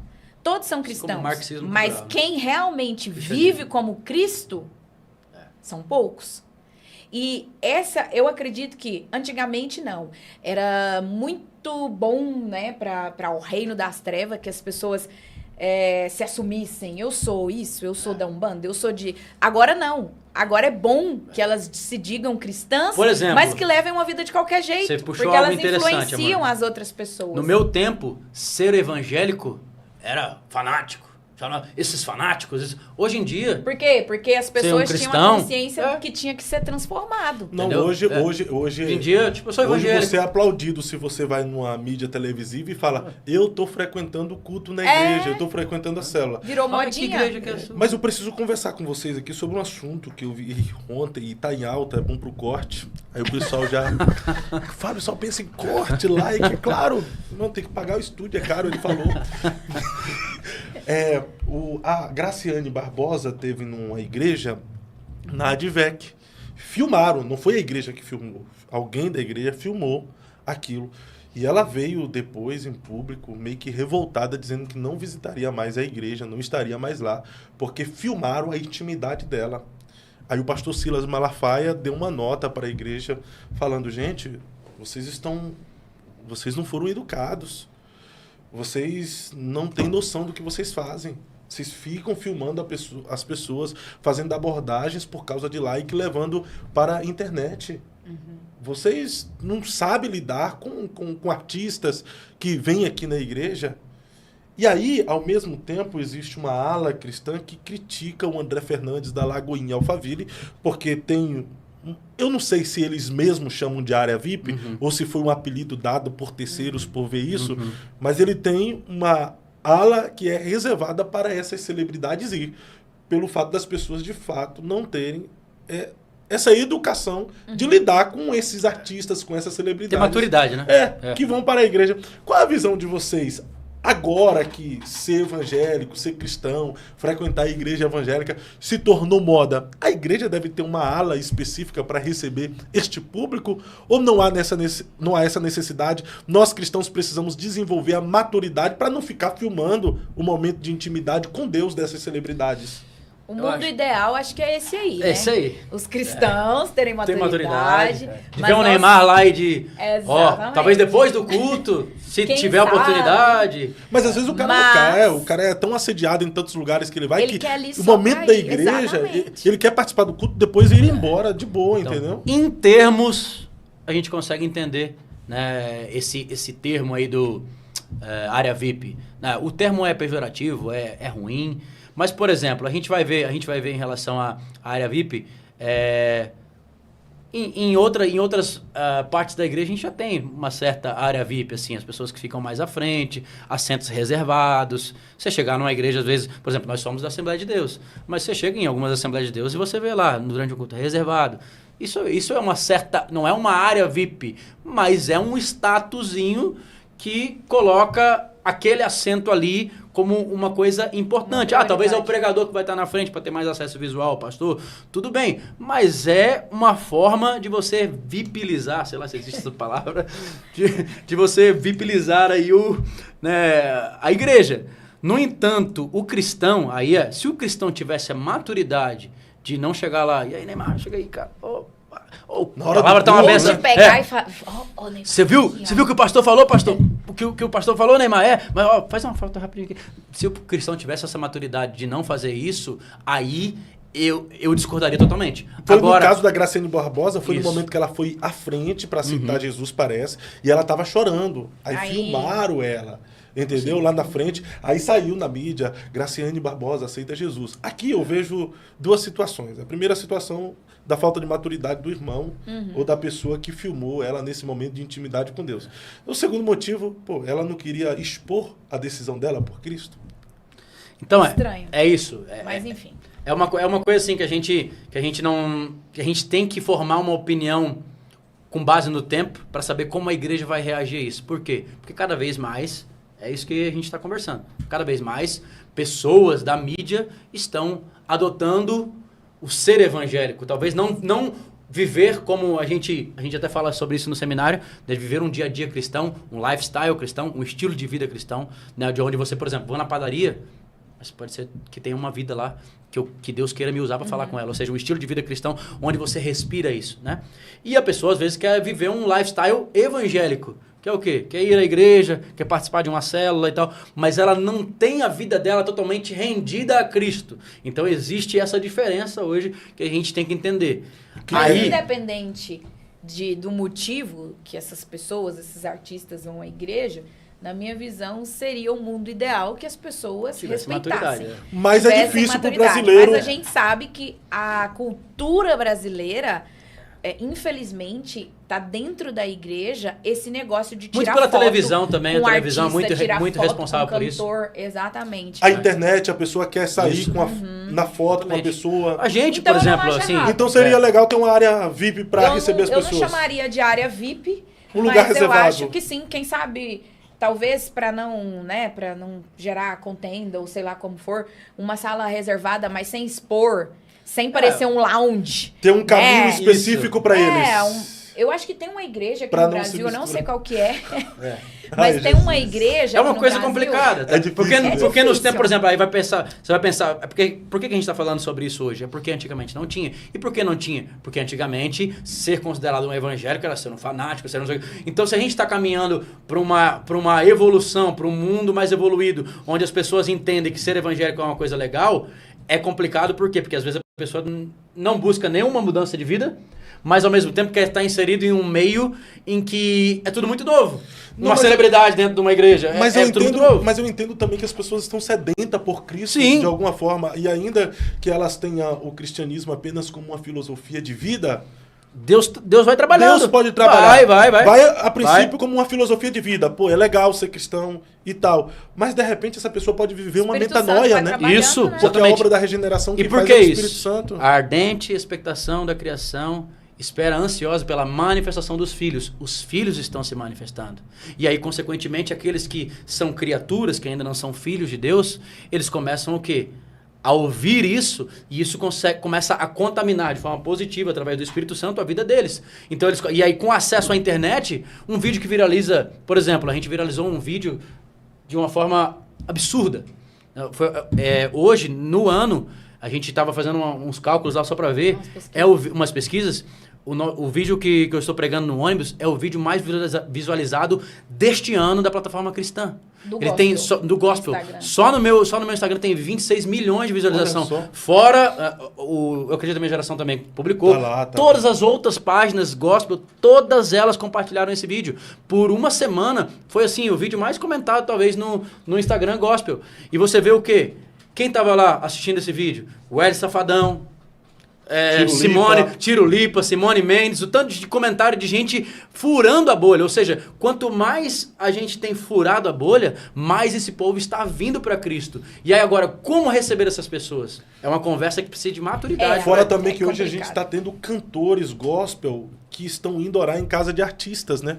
Você vai ver muitos cantores gospel. Jogador de futebol. O pregador Dave tá pregando lá para os jogadores de futebol. Nesse meio. Tá inserido. Então nós temos hoje o Paulo Vieira, que é um dos maiores profissionais da área coach no Brasil, que muita celebridade consulta o Paulo Vieira, ele é cristão. E no final das palestras dele, ele recomenda igrejas para as pessoas visitarem. Imagina, você recebe uma mensagem no WhatsApp do Paulo Vieira, da comunicação dele, recomendando igrejas após a palestra dele, que ele indica para as pessoas congregar. Incrível. Então imagina aonde vai chegar. Se não houver maturidade da igreja brasileira para lidar com esse público, vai ser isso aí. As pessoas vão para a igreja e vão se revoltar, como aconteceu com a Graciane. É de fato uma novidade. Então a igreja, ela precisa, assim... Eu vou falar para você, não existe uma fórmula, né? E aí entra, outro fato. Às vezes o cantor não quer tirar foto, ele é taxado como o exibido, o metido. Mas se o cantor tira foto, alimenta essa cultura de artista. O artista no meio gospel, esse negócio de assédio, do cristão assediar as pessoas que tem mídia. Então é complicado, é um assunto por exemplo, que precisa eu não tenho problema com isso. A pessoa quer tirar uma realmente. foto comigo, vai lá, tira foto e tal. Mas, por exemplo, eu sei que parece que o Fernandinho, né? O Fernandinho, ele não gosta muito desse lance, assim, de fotos. Ele tira foto com pessoas. De tratá-lo como artista. Mas de tratar como artista, assim, ele não gosta muito... Não fala nem isso. De tratar como ídolo. De tratar como ídolo. E de fazer, por exemplo, às vezes, depois de um show, fazer uma linha, uma fila gigantesca de pessoas. Ele não curte esse tipo de coisa. Então, às vezes, ele faz uma foto com um ou outro. Eu não sei se é um padrão, né? Todos os shows, eu não sei como que ele trabalha, mas tem essa... Todo mundo que acompanha ele sabe que ele não faz essa fila gigante para fazer foto e ele explica que é por isso. que ele tá lá para expandir, para divulgar, que a não quero que me estrela tem vejam que como ser artista, Jesus e não ele. Ele não é um ídolo. Eu entendo e acho, Ele é um acho agente interessante isso demais. do A gente não tem problema, né, em relação a isso, de forma nenhuma. Tem pessoas, às vezes, no meio da rua, evangelizando com a gente depois do ato evangelístico. Poxa, Alan, posso fazer uma foto? Pode fazer. Marca a gente lá. Isso daí, para mim, não há problema. Eu acho que a pessoa reconhecer o seu chamado, reconhecer isso, para mim, não fere em nada o evangelho. O problema é o que os cristãos estão fazendo, né? Aqueles que se consideram cristãos, o que os cristãos estão fazendo com essa exposição e como eles estão agindo, como eles estão reagindo, né?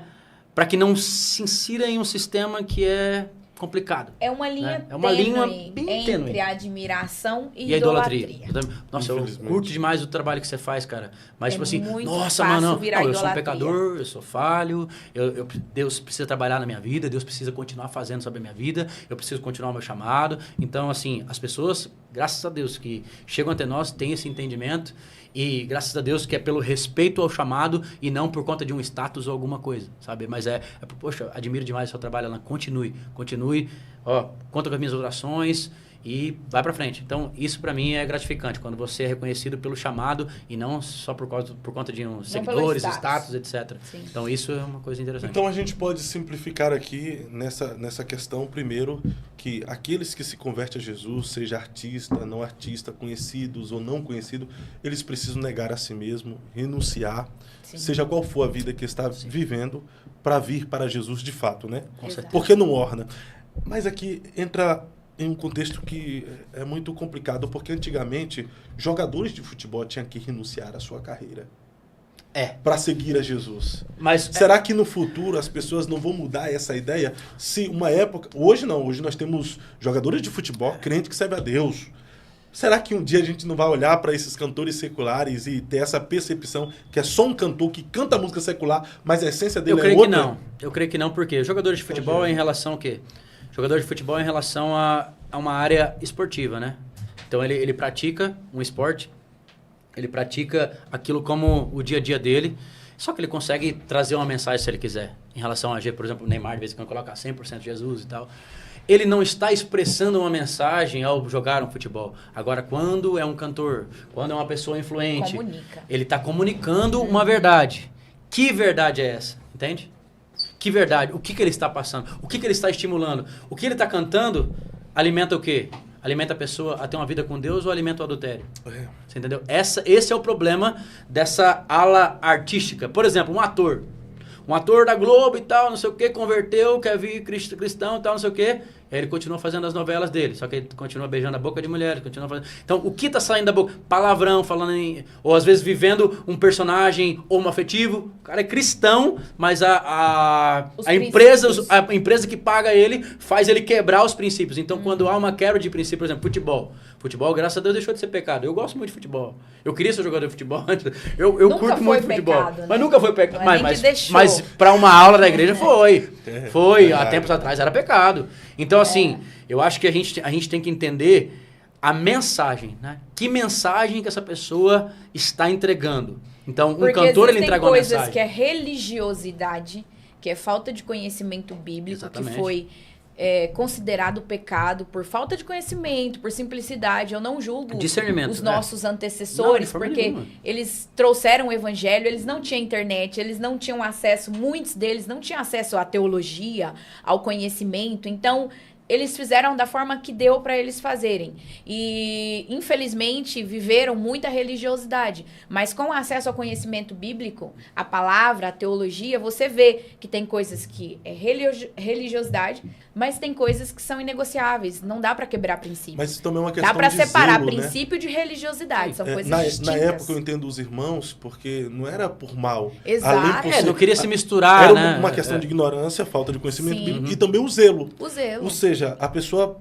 Olha, gente, não está na Bíblia, mas vamos evitar. Sim. Era questão de zelo, né? Dá para entender, por isso que dá para entender. Só que como agora a gente entende o que o futebol pode ser também uma ferramenta para evangelizar. Por exemplo, o nosso vice-pastor da nossa igreja, que é o meu concunhado, ele é meu amigo de infância e ele sonhava ser jogador de futebol. Ele quase foi profissional. Na verdade, ele chegou a atuar em algum outro momento como profissional poucas partidas, muitas contusões, etc. Mas ele é professor de escolinha de futebol. E ele tem uma escolinha com mais de 150 alunos em Goiânia, em que ele evangeliza as crianças todos os dias. Ele usa o esporte como uma ferramenta de evangelização. Então, quando a igreja entendeu que isso poderia ser, por exemplo, vamos ter aí uma agenda esportiva da igreja na semana. E aí você pode trazer um que não é crente. E aí no final do culto, no final do futebol, a gente faz um churrasco e a gente canta louvores. Então, ou então durante o futebol, tem os louvores lá rolando. Então, assim, existe uma estratégia que hoje pode ser utilizada através do desporto, através do futebol. Então, talvez naquela época não existia essa visão de que o futebol poderia ser uma arma para alcançar vidas para Jesus. Agora, como você fazer isso sendo um cantor? Como você entender uma pessoa que se diz cristão, mas que carrega e que sai da boca dela uma mensagem que não condiz com o que ela diz viver? É você cantar sofrência, traição e no final cantar o hino. Exatamente. Então, e aí você chega lá na balada, tá todo mundo bebendo, tem gente traindo, tem gente fazendo tudo que não deve fazer ali, prostituição, tudo junto e misturado. Então, difícil. Como conciliar isso com o que a Bíblia ensina? Agora, por exemplo, você tá num jogo de futebol. Desde que o cara não saia dali e vá com os outros pra uma balada, o trabalho dele não faz ele pecar. O complicado é de uma fonte jorrar 2 tipos de água. Exatamente. Exatamente. Exatamente. Então, isso eu acho que... Isso eu tenho certeza de que a igreja não pode romper, né? No sentido assim, cantor secular e tal, mas ao mesmo tempo aqui ele é cantor cristão. Não. Agora, um jogador de futebol é uma pessoa que ele desempenha uma atividade esportiva e através dessa atividade esportiva, ela pode desempenhar um chamado, entende? Agora, um cantor secular, ele não consegue desempenhar um chamado, por quê? Porque uma hora ele vai cantar uma canção que exalta a Deus, mas 10 segundos depois ele já está cantando uma canção que estimula as pessoas a se embriagarem, usarem drogas, prostituição. Então, assim, isso são coisas totalmente desconexas. Então, esse é o ponto que eu acho que isso nunca poderá romper. Se torna antagônico. Antagônico, totalmente. É difícil. Gente, eu não gosto de quebrar assim o papo. Tá tão bom, né? Mas já tem 2 horas que a gente tá conversando. Sério? Aqui. 2 horas. Nossa, passou rápido. Mas qual a maior experiência, através do trabalho que vocês desenvolvem de evangelização, de missões, qual foi a experiência mais marcante assim no campo missionário, no evangelismo de rua que vocês vivenciaram? Uau. Vou deixar São 10 anos, então é difícil escolher, porque graças a Deus nós temos muitos testemunhos, mas para mim... Assim, mas eu acho falar o mesmo que eu. 10 anos são muitas experiências. Aquelas que vocês esqueceram talvez não foram tão marcantes. Então é que tá aí agora. Sim.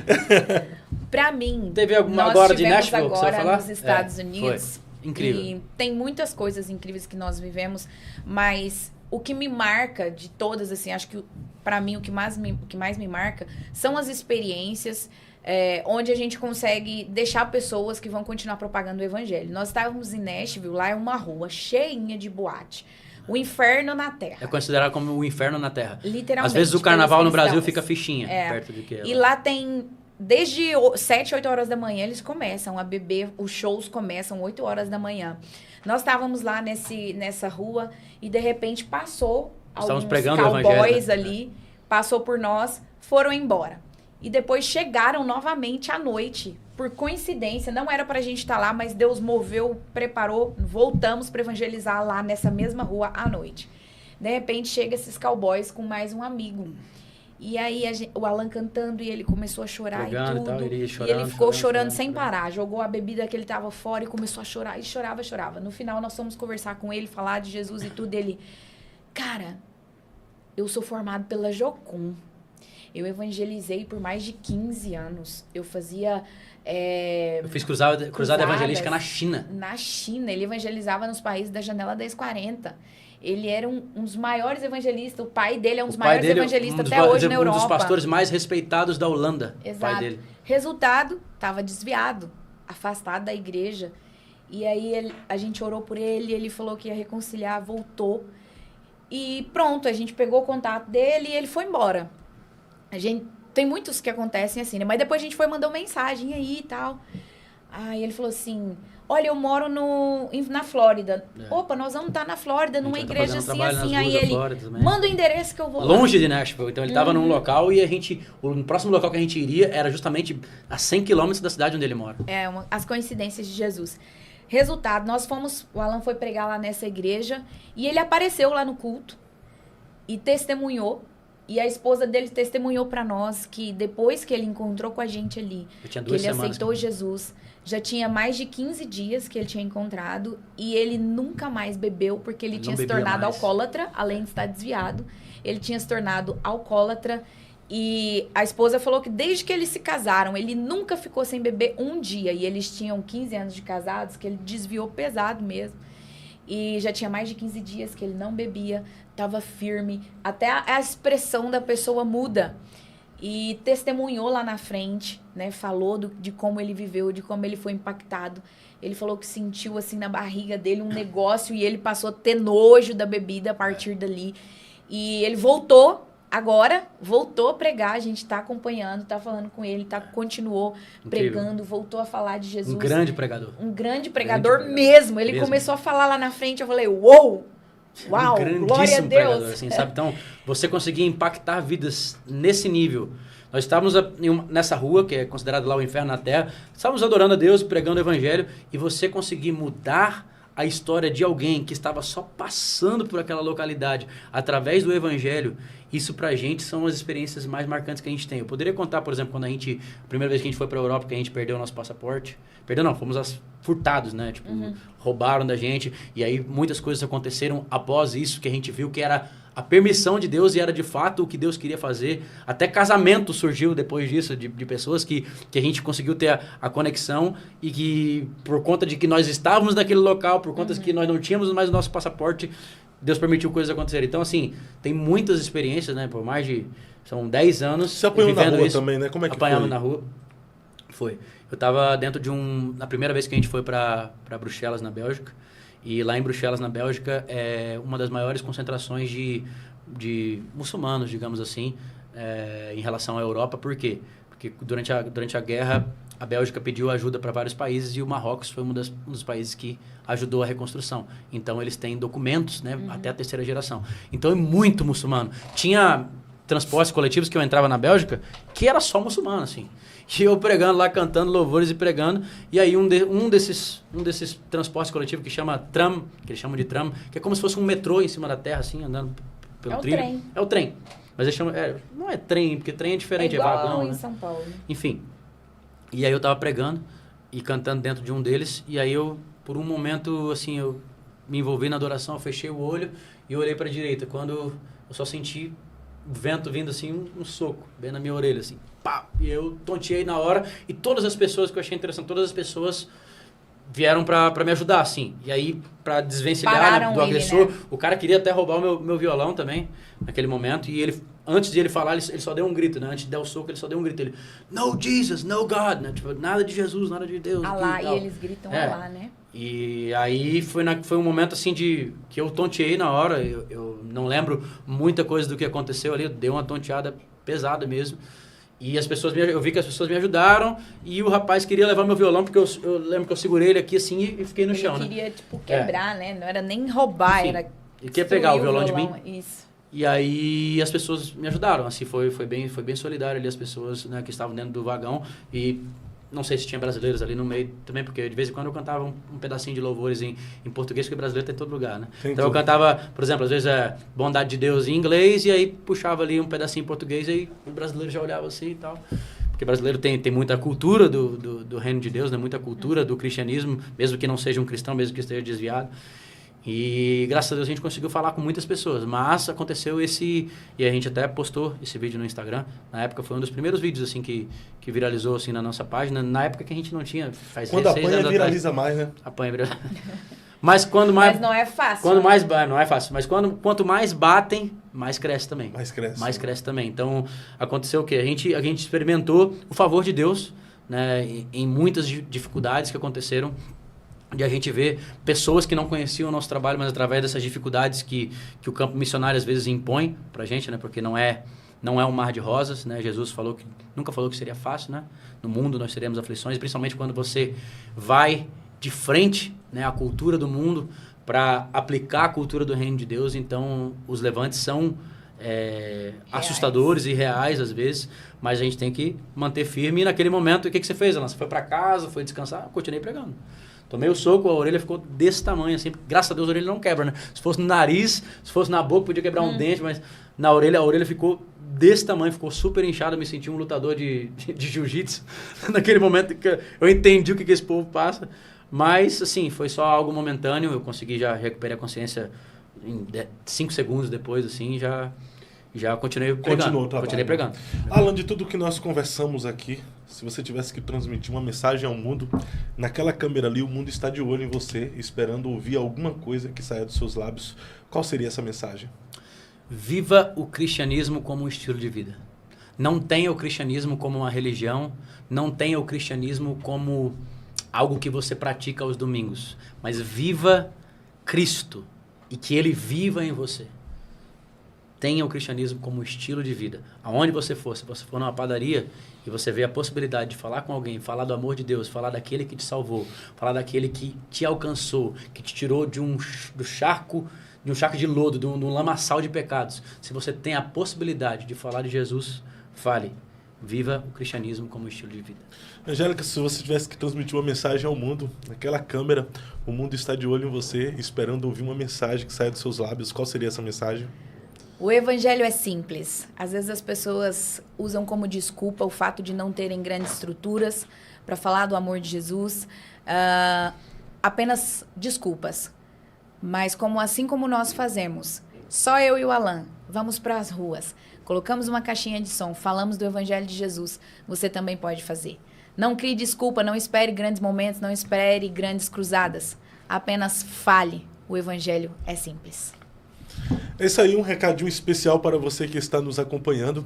Se você tem uma marca e ainda está desprotegida, eu quero lhe apresentar a Albernaz Registro de Marca, que é o nosso patrocinador aqui, Dr. Arthur, que é um excelente advogado, está à disposição para te ajudar a registrar a sua marca. Nome de um pequeno ou grande negócio, de uma pequena ou grande empresa, nome de uma conferência que ainda está desprotegida, uma frase, um livro, seja o que for, e você precisa protegê-la juntamente ao INPI, que é o Instituto Nacional de Proteção Industrial. Entre em contato pelo WhatsApp, também o Instagram, com a Albernaz Registro de Marca. O Dr. Arthur vai te dar toda a assistência possível neste processo para que você tenha a sua marca protegida. Caso você sofra crime de plágio, você vai poder reivindicar os seus direitos juridicamente. Proteja a sua marca com a Albernaz Registro de Marcas. Você que está com o nome negativado, com o nome sujo na praça, eu quero lhe indicar e lhe apresentar a Bosscred. A Bosscred é uma empresa totalmente conceituada no mercado que tem auxiliado muitas pessoas a limpar o seu nome, inclusive inscritos aqui no canal que já foram beneficiados através da Bosscred. Na sequência, você pode entrar em contato pelo QR Code, também pelo WhatsApp e ter o seu nome limpo. A Bosscred garante limpar o seu nome em até 7 dias, sem a necessidade de você quitar as suas dívidas. Você não vai precisar quitar as suas dívidas para limpar o seu nome. Você limpa o seu nome e depois, com dignidade e honestidade, você vai quitar as dívidas com os seus credores. Entre em contato pelo QR Code, WhatsApp, doutora Franciele e doutora Camila vai lhe dar a melhor assistência possível para que você tenha o seu nome limpo com a Bosscred. Alan, muito obrigado. Obrigado, meu amigo. Muito bom recebê-lo aqui. Satisfação Espero imensa. que vocês retornem também, Angélica, outras vezes para a gente dar continuidade a essa conversa. São muitas experiências, são muitas coisas boas que vocês têm a compartilhar. Tem muito a falar também sobre a visão de reino, visão teológica que vocês têm. Como foi esse podcast hoje?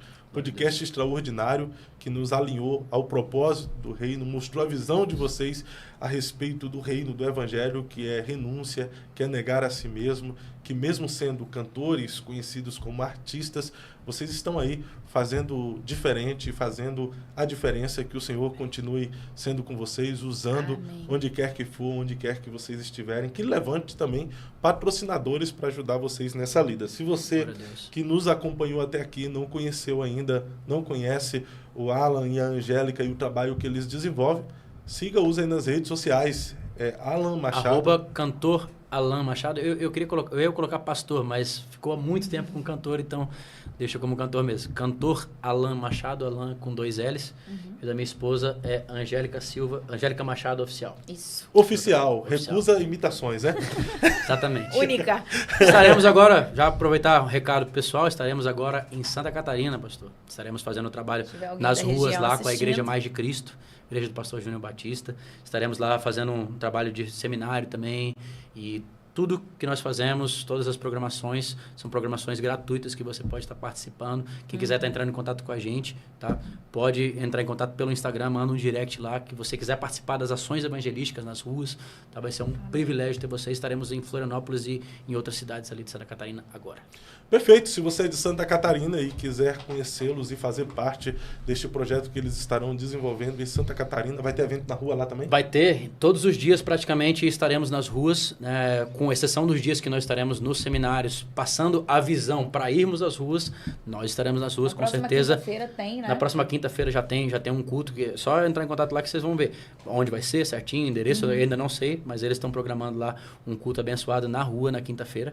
E se você quiser participar, seja onde nós estivermos, ficaremos em Santa Catarina até o final do mês de junho, fazendo nessa empreitada evangelística, depois a gente volta para Goiânia, mas moramos em Goiânia hoje, mas a gente viaja o Brasil inteiro e outras nações também, onde Deus nos leva, a gente entra, onde Deus nos dá condições de chegar, a gente vai. Perfeito, é isso aí, eu vou nessa. Amanhã, com a graça de Deus, estaremos de volta a partir das 14 horas com o pastor Lucas Mantovan, contando seu testemunho. O homem tem uma bala alojada na cabeça, testemunho forte, e o Senhor o levantou como pregador do Evangelho, tem pregado no Brasil e diversos países da Europa e também na América. Então esteja conosco às 14 horas para você ser edificado com os testemunhos e com a visão de reino do pastor Lucas Mantovan. Até mais, Deus abençoe. Tchau.